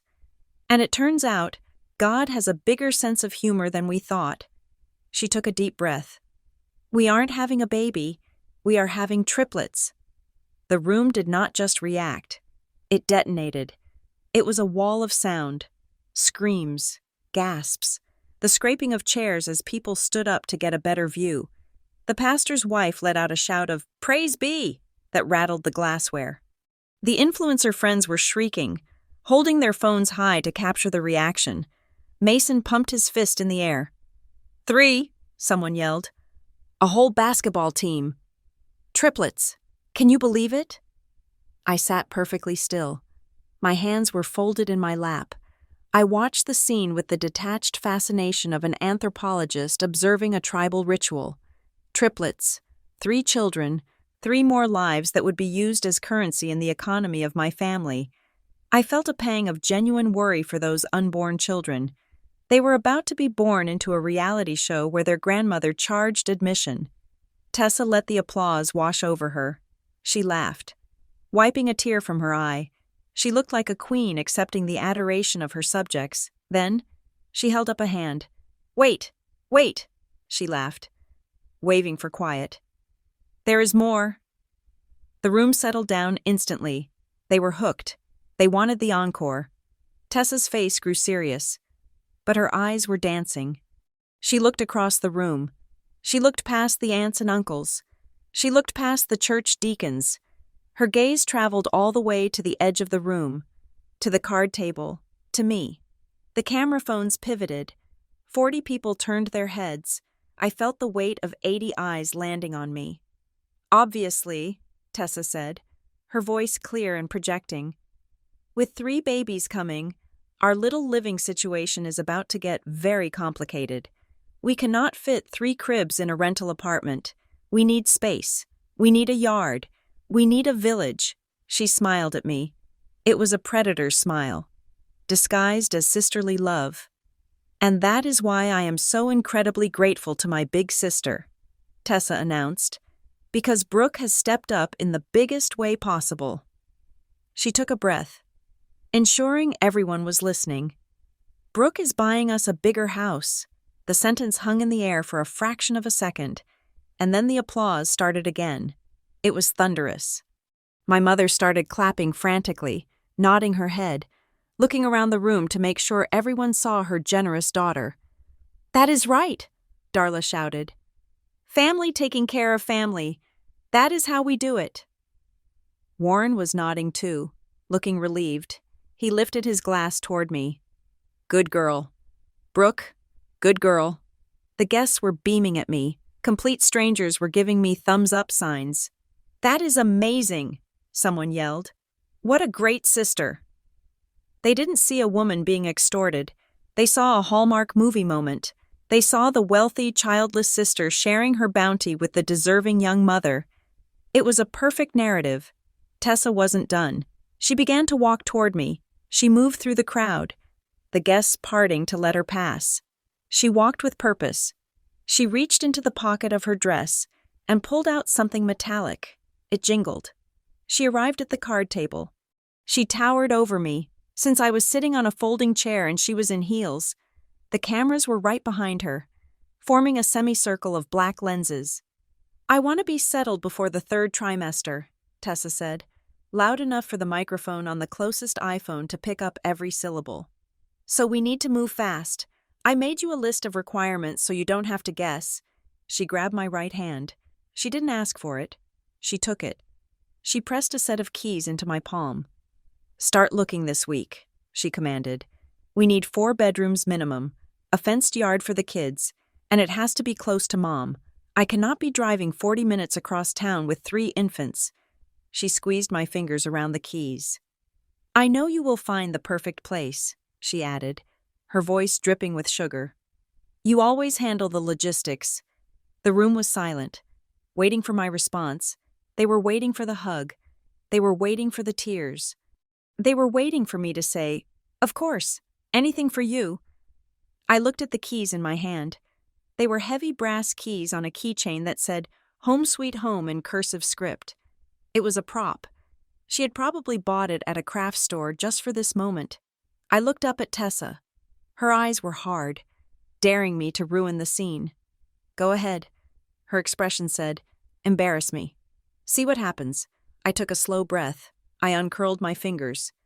"Good for you," I said. My voice was low, calm, and steady. I did not stand up.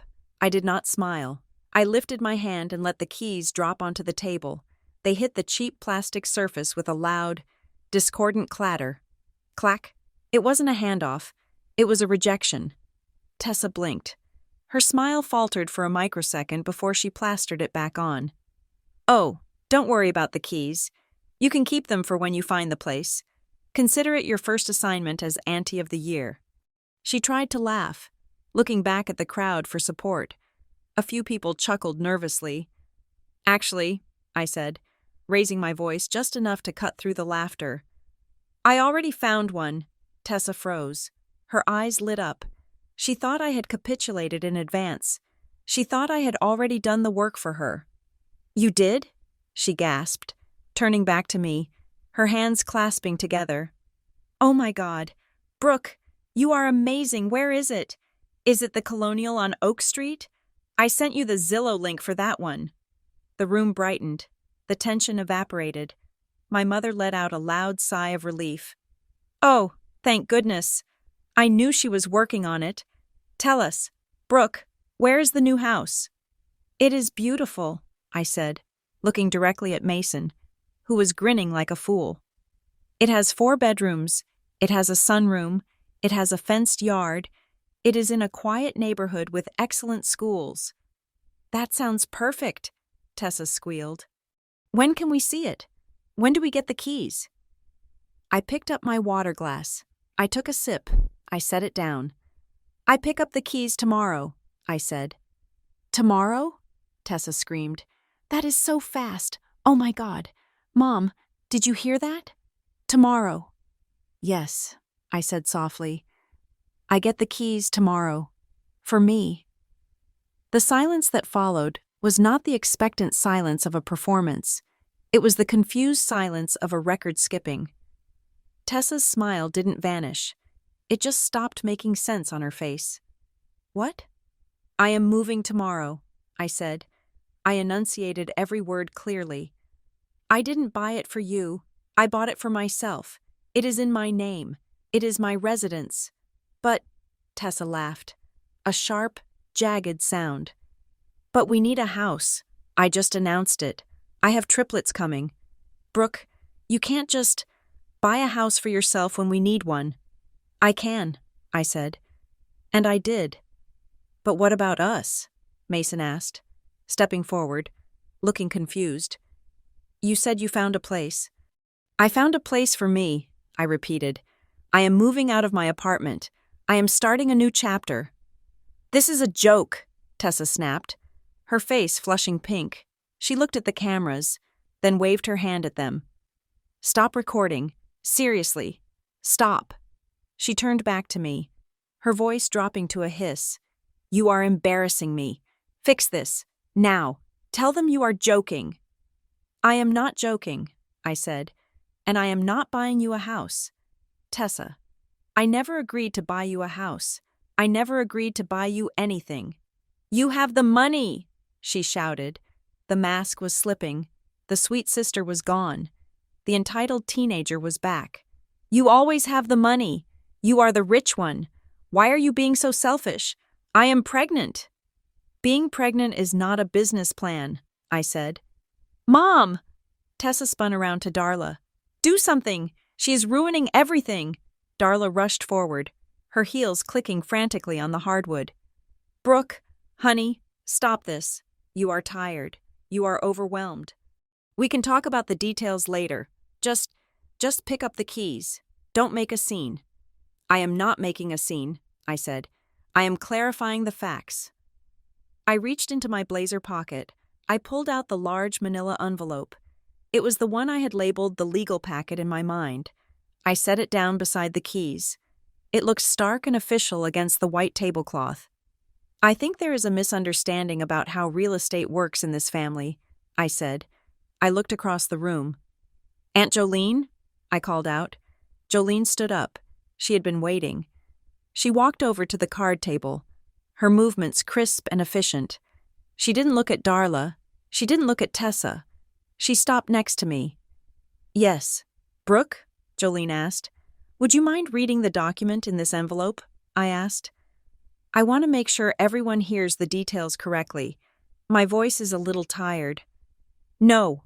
Tessa lunged for the envelope. "Do not touch that. This is private family business." "We are all family here," Jolene said, blocking Tessa's hand with her arm. It was a solid, immovable block. "And you just made a public announcement. Tessa, public announcements require public records." Jolene picked up the envelope. It wasn't elegant, but it did the job. The sound of the paper sliding out was the only sound in the room. She put on her reading glasses. She unfolded the document. "This is a property deed and title abstract." Jolene announced. Her voice was the voice of a woman who had read verdicts in courtrooms. It carried to the back of the house. Property address, Jolene read. 4205 Whispering Pines Lane. A murmur went through the room. Wait, someone whispered. Isn't that this house? That is this house, the pastor's wife said loudly.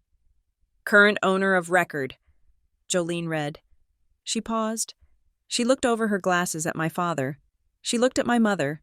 Then she looked at Tessa. Brooke Winters. Jolene let the name hang there. Date of purchase, she continued. October 14th, 2023. She flipped the page. Mortgage holder, she read. Brooke Winters, sole obligor. She flipped another page.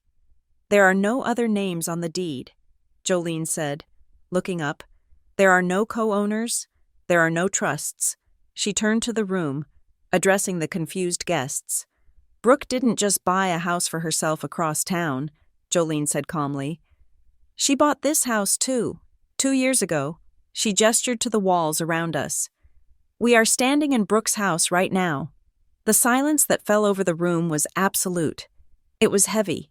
It was suffocating. Tessa stared at me, her mouth slightly open. Mason looked like he had been hit in the head with a shovel.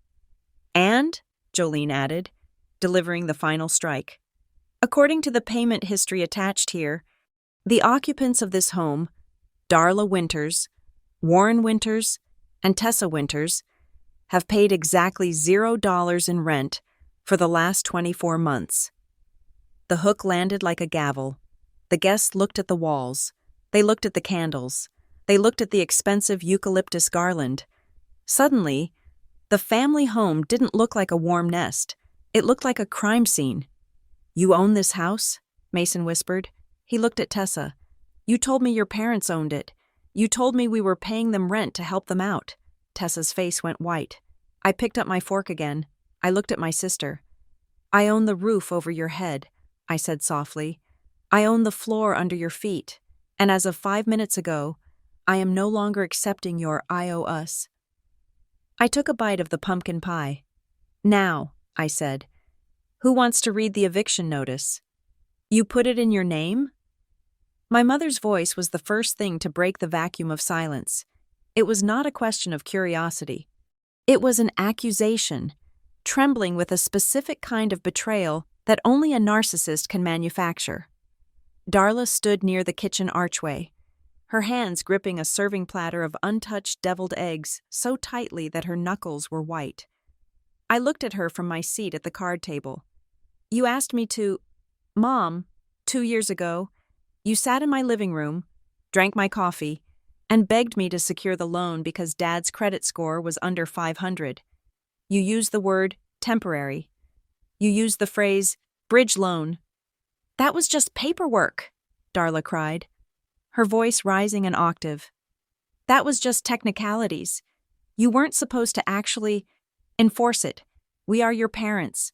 You don't own us. I own the asset, I corrected. And assets have rules. My father, Warren, made a sound like a balloon slowly leaking air. He slumped deeper into his recliner, staring at the ceiling as if waiting for a divine intervention that wasn't coming. He didn't look angry at me. He looked devastated by the sudden intrusion of reality. For 2 years, he had been allowed to believe that his financial failures had simply evaporated. Resolved by the magic of family unity, now, he was being forced to look at the receipt. I thought, Warren mumbled, his voice thin. I thought we had time. You said until I stabilized. Brooke, you have been stable for 18 months. Dad, I said gently, you bought a boat. The room rippled with whispers. The guests were connecting the dots. The poor, sick father narrative was clashing violently with the bought a boat revelation. Tessa saw the audience turning. She saw the sympathy draining out of the room like water from a cracked tub. And she did what she always did when she was losing a logical argument. She weaponized her biology. She slammed her hands onto the table, rattling the silverware. Oh my God, who cares about the paperwork? Tessa shrieked. Tears sprang to her eyes instantly. a skill she had perfected in high school drama club. "Look at me. Brooke, I am pregnant. I am carrying 3 babies. You are kicking a pregnant woman out on the street in the middle of winter?" She turned to the guests, arms wide. "She is evicting her own nieces and nephews before they are even born. What kind of monster does that?" The murmurs shifted again. It was a strong play. The visual of the weeping. Pregnant mother is a powerful trump card. I didn't flinch. I didn't raise my voice. I stayed in the realm of cold, hard data. "I am not evicting you today," I said, my voice cutting through her theatrics. "I sent a formal notice to vacate 30 days ago. It was delivered to this address via certified mail. It was signed for by our mother." Tessa froze. She whipped her head around to look at Darla. "And," I continued, "I am not kicking you out into the street. I am selling a property that I can no longer afford to subsidize. You are free to rent another house. You are free to buy a house. You simply cannot stay in this one for free anymore." "For free?" Tessa laughed. A harsh, jagged sound. "I have put so much work into this place. I built the brand here. My followers associate this aesthetic with me. You are stealing my workplace." "Decoration is not equity," I said. "And neither is fraud." I signaled to Aunt Jolene. Jolene adjusted her glasses and looked down at the binder again. "Speaking of equity," she said, her voice dry as dust, "we should probably discuss the loan application." The word loan hung in the air. "What loan?" Warren asked, sitting up straighter. "We didn't apply for a loan. The bank said no." "Not that loan, Warren," Jolene said. "The one from 10 days ago. The home equity line of credit application for $85,000 against this property." Jolene looked at Tessa. "The one that was authorized by an electronic signature traced to an email address created on a laptop inside this house." Tessa's face went from flush to pale in the span of a heartbeat. She took a half step back, bumping into Mason. "I don't know what you are talking about," Tessa stammered. That must be a mistake. Identity theft happens all the time." "It does," I agreed. "Which is why I had the lender pull the audit trail. They tracked the IP address. It matches the Wi-Fi router sitting on that shelf right there." I pointed to the blinking modem next to the television. "Someone in this room tried to borrow $85,000 against a house they do not own," I said. "That is not a family dispute. Tessa, that is bank fraud. That is a federal crime." Mason, who had been standing behind Tessa like a confused bodyguard, suddenly went very still. He looked at me, then he looked at Tessa, his brow furrowed, the gears finally turning in his head. "Wait," Mason said. His voice was quiet, but in the silence of the room, it sounded like a shout. "Lender?" Tessa grabbed his arm. "Mason, don't. She is lying. She is just trying to scare us." Mason pulled his arm away. He stepped out of the family frame, moving toward the center of the room. "No, wait. You told me we were applying for a renovation loan. You said your parents signed off on it so we could build the nursery addition." Tessa darted her eyes around the room, looking for an exit strategy. We were going to surprise them. It was a surprise." "A surprise $85,000 lien?" I asked. Mason looked at me. "Brooke, I signed that application. Tessa told me it was just to check our rates. She said you and your parents were okay with it." "I never saw it," I said. "And neither did the deed holder. If that loan had gone through, Mason, and I hadn't caught it, you would be on the hook for $85,000 of debt on a house you have no legal claim to." Mason's face turned a sickly shade of gray. But the rent?" He turned back to Tessa. He looked like a man waking up from a long, expensive coma. "Tessa," Mason said, his voice trembling. "Where is the rent money?" Tessa flinched. "What? We are talking about the house. Mason, focus." "I am focusing," Mason shouted, making the pastor jump. "I send you $1,200 every month. On the 1st, for the family mortgage fund. I have been sending it for 20 months. Tessa, that is almost $25,000. He turned to me, his eyes wide and pleading. "Brooke, tell me you got the money. Tell me she was sending it to you to pay the mortgage." I looked at him with genuine pity. He was the collateral damage I had warned myself about. "Mason," I said softly, "I have paid the mortgage from my personal checking account every single month for 2 years. I have never received a cent from you, or Tessa, or my parents." The revelation hit the room like a physical shockwave. People gasped.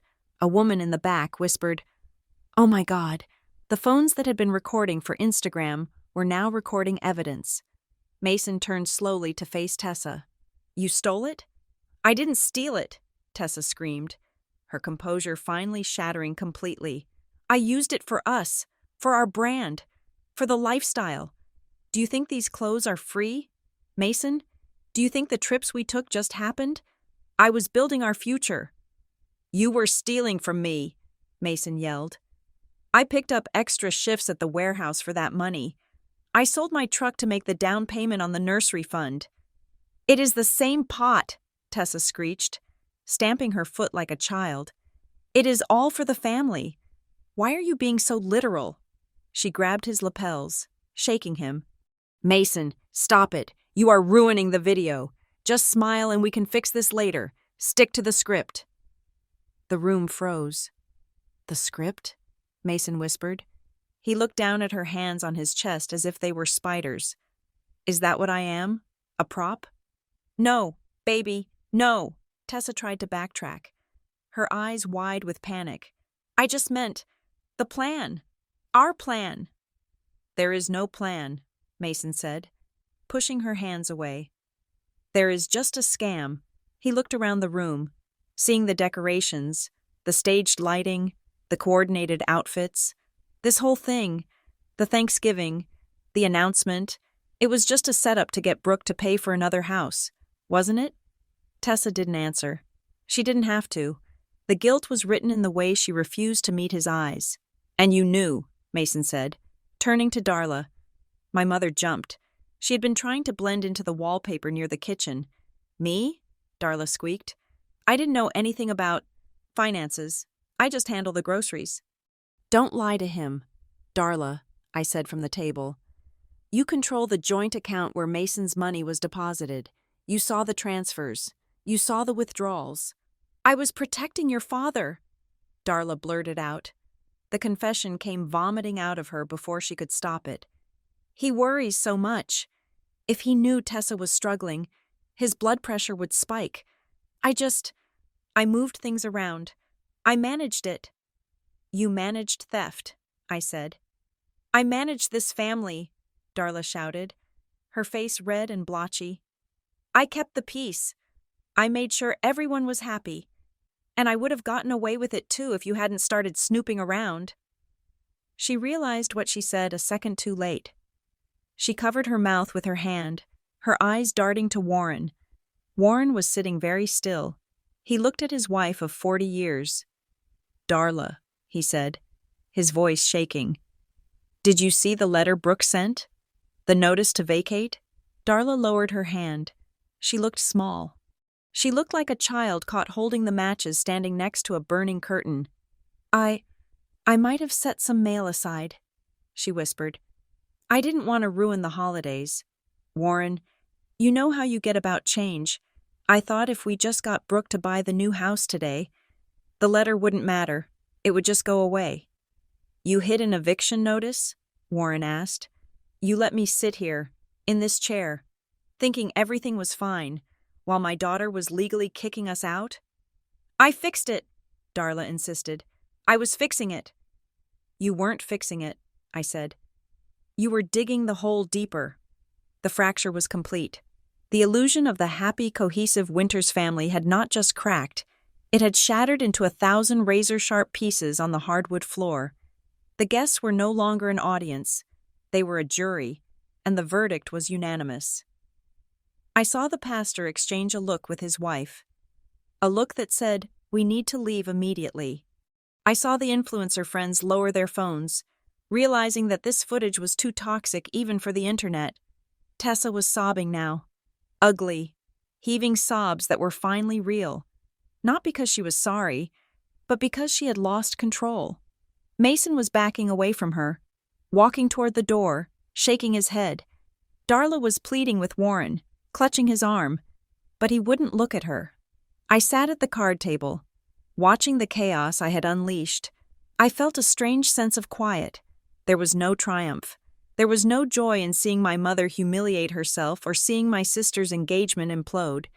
It was just a sad, heavy finality. I realized then that I hadn't destroyed the family.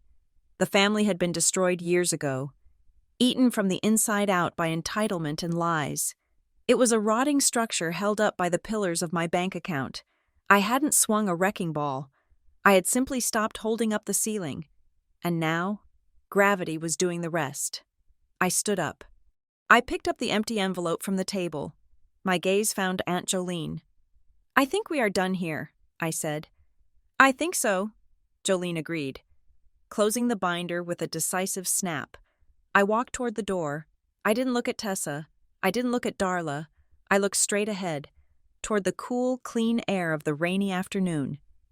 "Brooke," Tessa screamed after me, "you can't just leave. You have to fix this. Where are we supposed to go?" I stopped. I turned around one last time.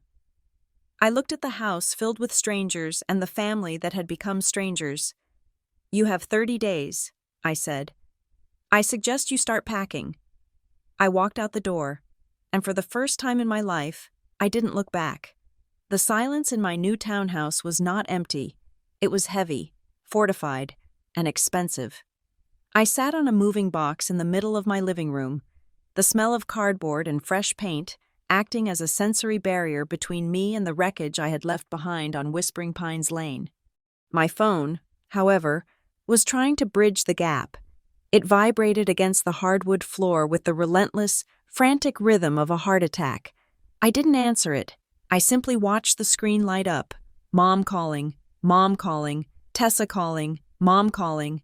I picked up the device, not to answer, but to execute the first phase of my new foreign policy. I swiped the notifications away and opened the settings menu. I did not block them completely. Blocking creates a void where imagination takes over, and I needed them to know I was receiving their messages and choosing to ignore them. I set their contacts to Do Not Disturb, no rings, no vibrations, just a silent accumulation of data for the legal file. Then, I opened social media. Tessa had wasted no time. The drive from the family house to my new place took 30 minutes, and in that time, she had already begun the public relations campaign to salvage her brand. I scrolled through her story. The first slide was a black screen with white text, the font small and fragile looking. "I have never felt more abandoned than I do right now." You think you know people. You think family is forever, but some people only care about money, even when there are innocent babies involved. Please pray for us. We are in shock. There were no facts. There were no mentions of forged signatures, stolen rent money, or the $85,000 loan application. There was only the vague, weaponized silhouette of victimhood. The next post was a photo of her holding her stomach, looking out a window with a tragic expression. The caption read, "The stress is bad for the triplets, but I'm trying to stay strong. We might be homeless in 30 days because of a cruel decision made by someone we trusted." Heartbroken family trauma survival mode. The comments were already pouring in. "Oh my God. Tessa, what happened? Who would do that to you? Stay strong. Mama, we are here for you." She was building a militia of strangers. She was crafting a narrative where I was the villainous landlord and she was the biblical Mary. Turned away at the inn. I took a screenshot. I saved it to a folder labeled Defamation Monitoring. I didn't comment. I didn't post a rebuttal. Engaging with a narcissist in the court of public opinion is a losing game because they are willing to lie, and I am tethered to the truth. My silence was not surrender. It was evidence gathering. The voicemail notification chimed. My mother had left 7 messages in 10 minutes. I sat on the floor and played them on speaker, my pen hovering over my notebook. "Brooke, pick up. This is ridiculous. You made a scene in front of the pastor." Click. "Your father is sitting here holding his chest. If he has a heart attack tonight, It is on you. Do you hear me? You are killing him. Click. I don't know who you think you are, talking to us like that. We raised you. We sacrificed everything for you. And this is how you repay us? By embarrassing us? By throwing keys at your sister? Click, and then the tone shift, the inevitable pivot from rage to bargaining. Brooke, honey, just call me back. We can work this out. Maybe we can rent the house from you? Just for 6 months? Just until the babies come? Please, don't be like this. It isn't you. I transcribed the key phrases. You are killing him. We raised you. Just 6 months. It was the greatest hits album of emotional abuse.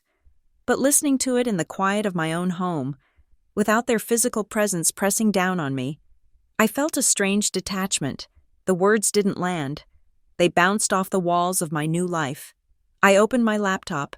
It was time to secure the perimeter. I logged into my primary banking portal. I had already moved the bulk of my liquid assets, but there were still tendrils connecting me to them. I went to the Beneficiaries tab on my life insurance policy and my 401k. For 10 years, the primary beneficiary had been Tessa Winters. The secondary was Darla Winters. I clicked Edit. I deleted their names. I typed in the name of a local literacy charity for the primary slot and my estate for the secondary.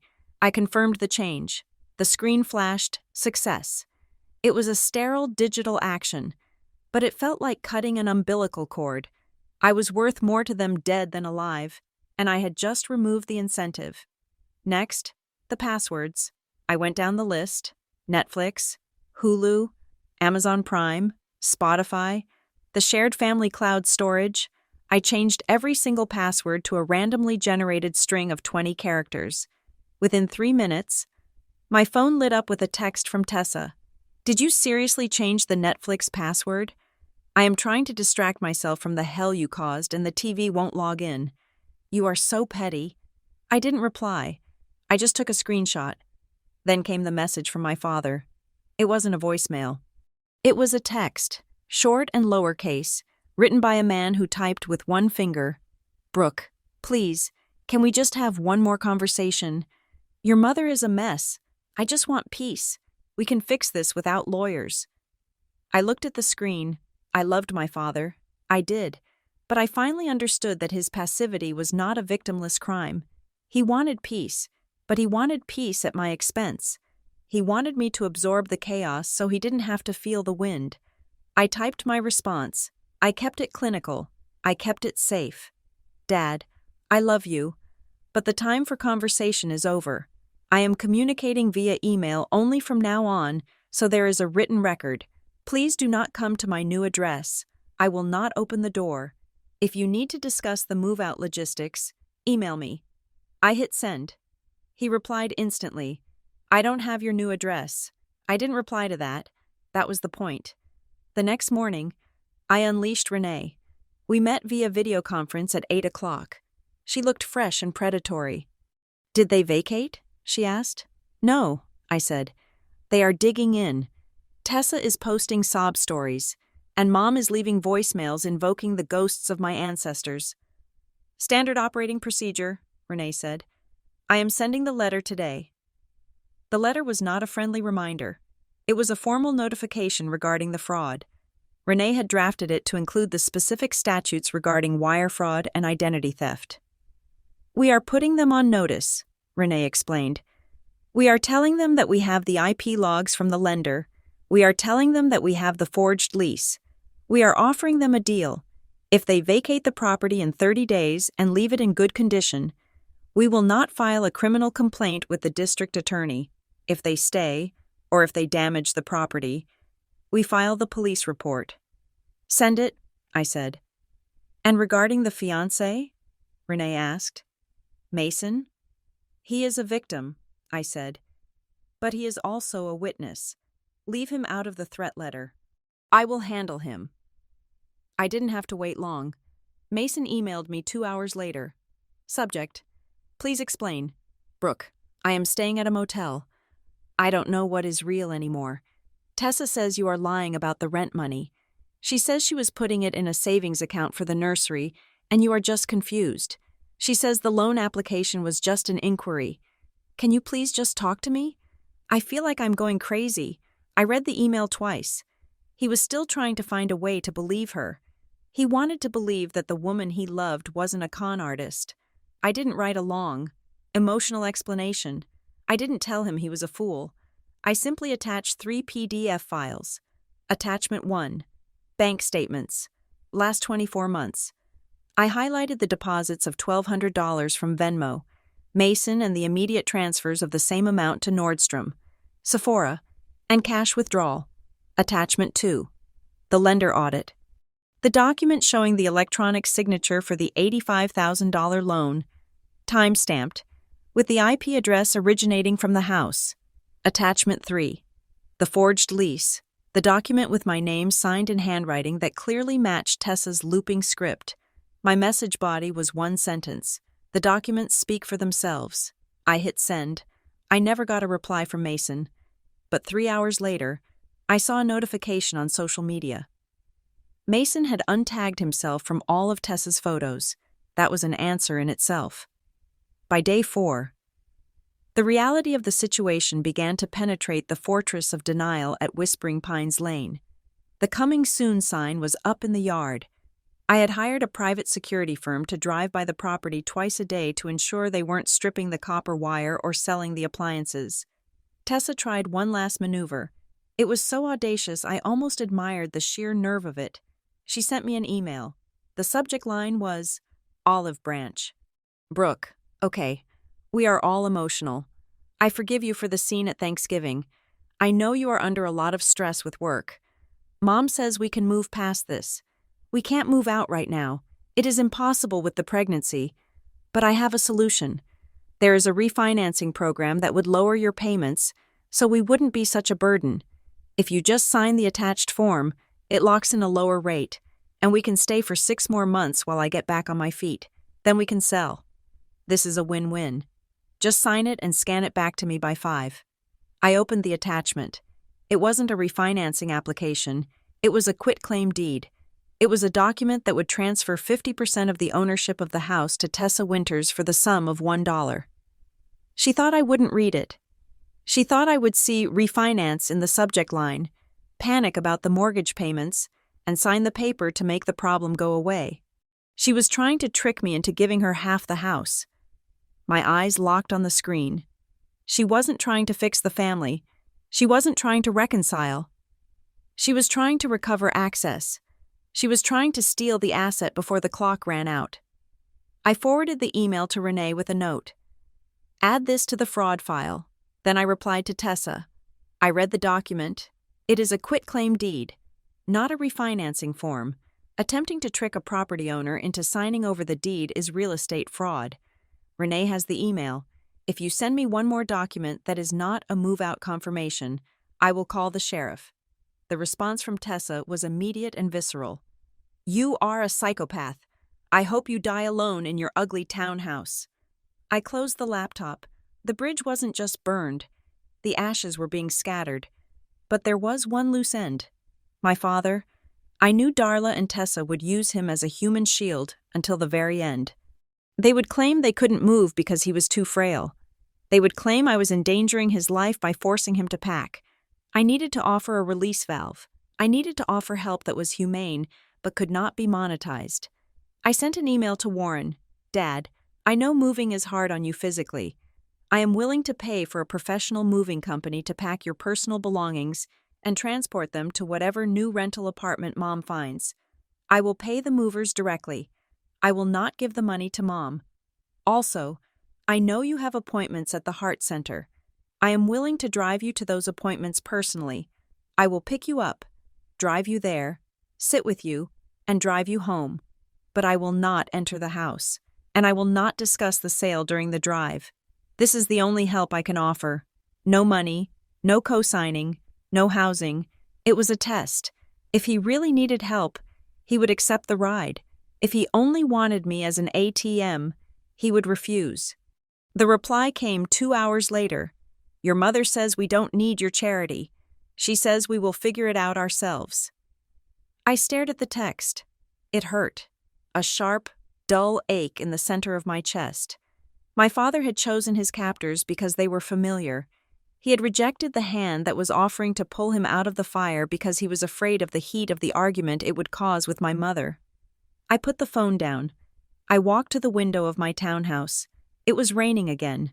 The streetlights were flickering on, illuminating the wet pavement of a neighborhood where nobody knew my name. Nobody here knew I was the rich sister. Nobody here knew I was the ungrateful daughter. I was just a woman standing in a living room that she owned, paying bills that belonged to her, living a life that was finally, terrifiedly, her own. I had lost my family, but looking at the peace and the quiet around me, I realized I hadn't lost anything that was real. I had only lost the illusion, and the silence? The silence was beginning to sound less like loneliness and more like freedom. I went to the kitchen and made myself a cup of tea. I didn't have to hide the good mugs.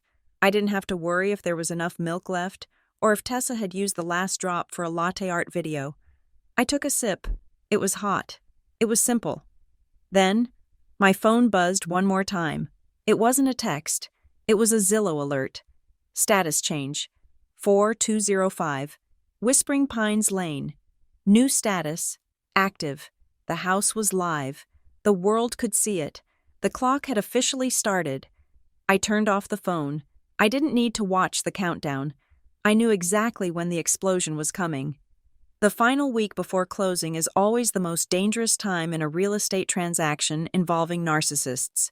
It is the moment when the abstract concept of consequences solidifies into the concrete reality of a moving van. Entitlement, when cornered, does not surrender, it turns feral. I was sitting in my new townhouse, surrounded by boxes I had not yet unpacked. When my phone rang, it was the title officer handling the sale of the Whispering Pines property. Her voice was tight, the professional calm of someone who has seen everything but is still annoyed by this specific flavor of nonsense. "Ms. Winters," she said, "we have a problem with the title search. A lien was recorded against the property yesterday afternoon." I felt a cold spike of adrenaline. "What kind of lien?" "I have paid every contractor. I have paid every tax bill." "It is a mechanic's lien," the officer said, "filed by a company called Glitz and Glamour Consulting. They are claiming unpaid invoices for interior design and brand consultation services totaling $15,000. I closed my eyes and let out a long, slow breath. That name, Glitz and Glamour Consulting, made my stomach tighten.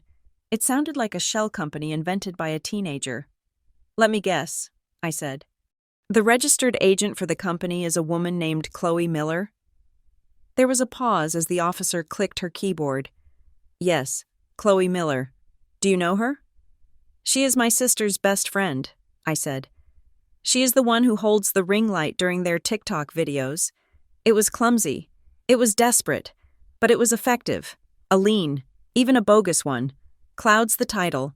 The sale could not proceed until it was cleared. Tessa was betting that I would be so desperate to close the deal that I would write a check for $15,000 just to make the problem go away. She was trying to extort a severance package. I did not write the check. I called Renee.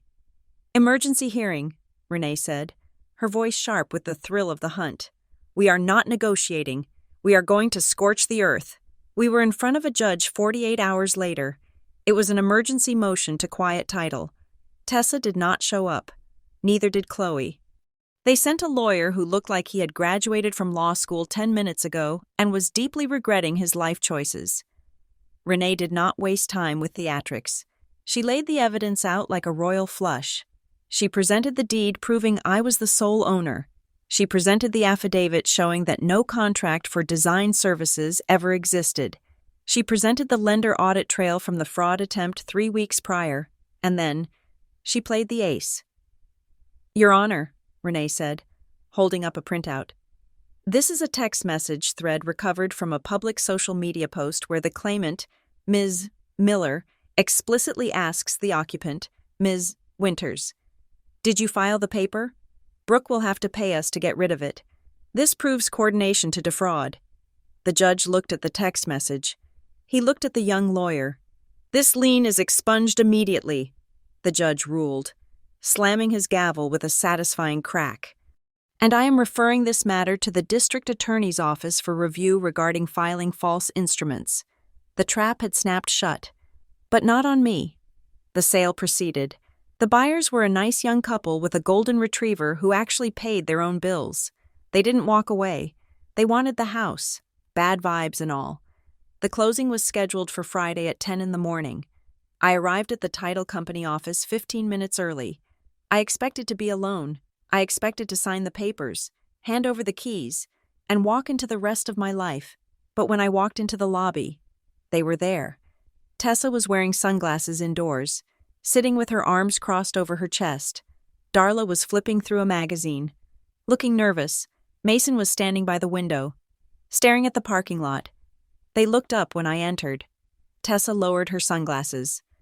"We are here for the check," Tessa announced. She didn't say hello. She didn't apologize. She just went straight to the money. "What check?" I asked, walking past them to the receptionist's desk. "The proceeds," Tessa said, standing up. "We know you are selling it for a profit. We did the math. After the mortgage is paid off, there is at least $60,000 in equity. We figure half is fair, for the inconvenience, and for the nursery we have to set up in the rental." I looked at her. I really looked at her. I saw the panic behind the arrogance. She was terrified.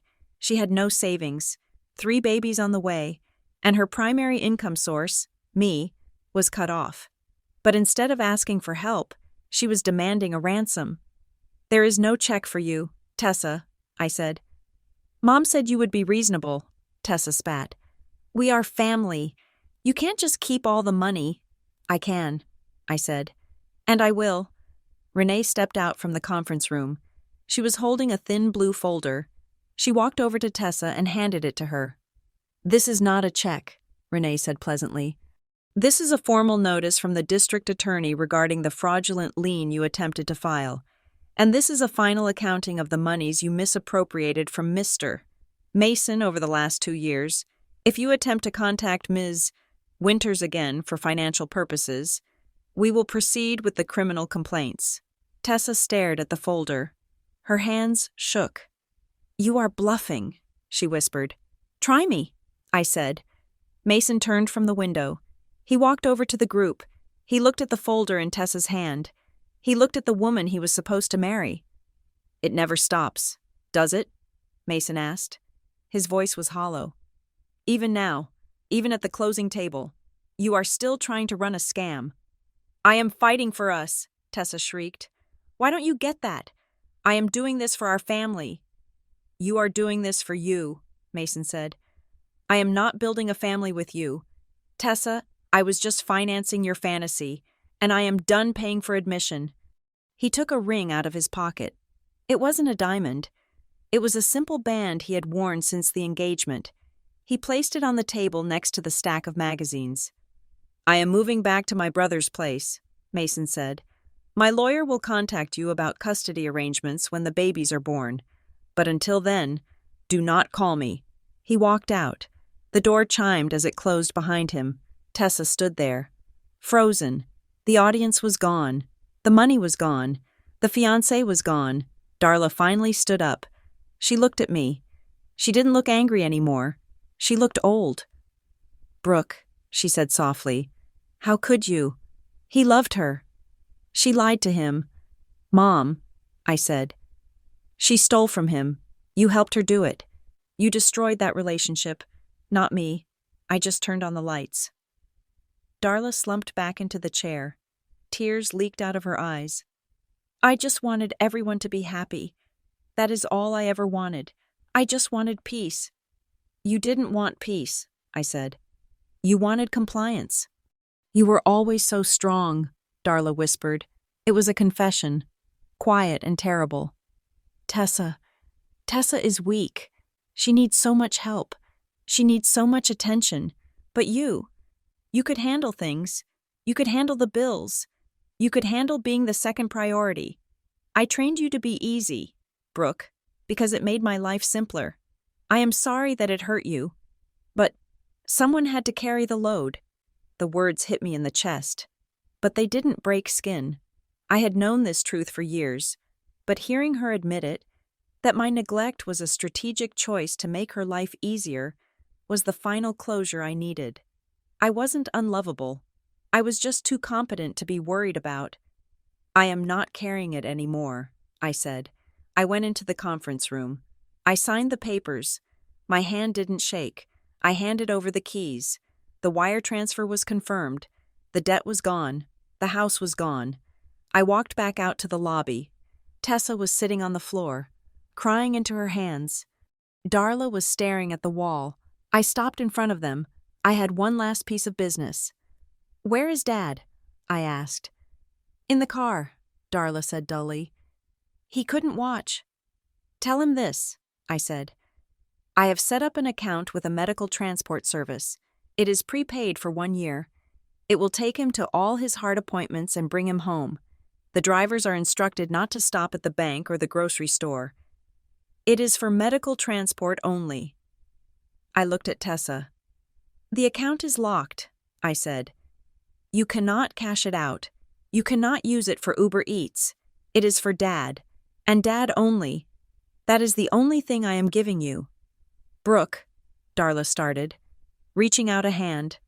I stepped back. "Goodbye, Mom." I walked out of the title company and into the parking lot. The sun was shining. It was a crisp, cold winter day. I saw my father sitting in the passenger seat of their old van, looking frail and worried. I almost walked over to him. I almost knocked on the window to say goodbye, but I knew if I did, he would ask me for money. He would ask me to fix it. He would pull me back into the undertow. So I got into my car, and I drove away. I drove back to my townhouse. I parked in my garage. I walked into my living room, which was filled with boxes that I would unpack at my own pace. I sat down on the sofa. It was quiet. There was no television blaring. There were no demands. There was no fear of the phone ringing with a new crisis I was expected to solve.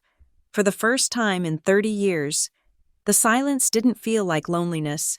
It felt like a lock turning. It felt like the heavy, satisfying click of a deadbolt sliding into place, sealing out the cold. I was no longer renting out my life to people who only loved my wallet. I owned myself, and looking around at the empty walls that were waiting for my own pictures, I knew that was the only equity that truly mattered. Thank you so much for listening to this story. I would love to know where you are tuning in from, so please leave a comment down below and share your thoughts on Brooke's decision. If you enjoyed this story, please invite your friends to subscribe to the channel Jane Revenge Stories, like the video, and support us by hitting the hype button so this story can be heard by even more people.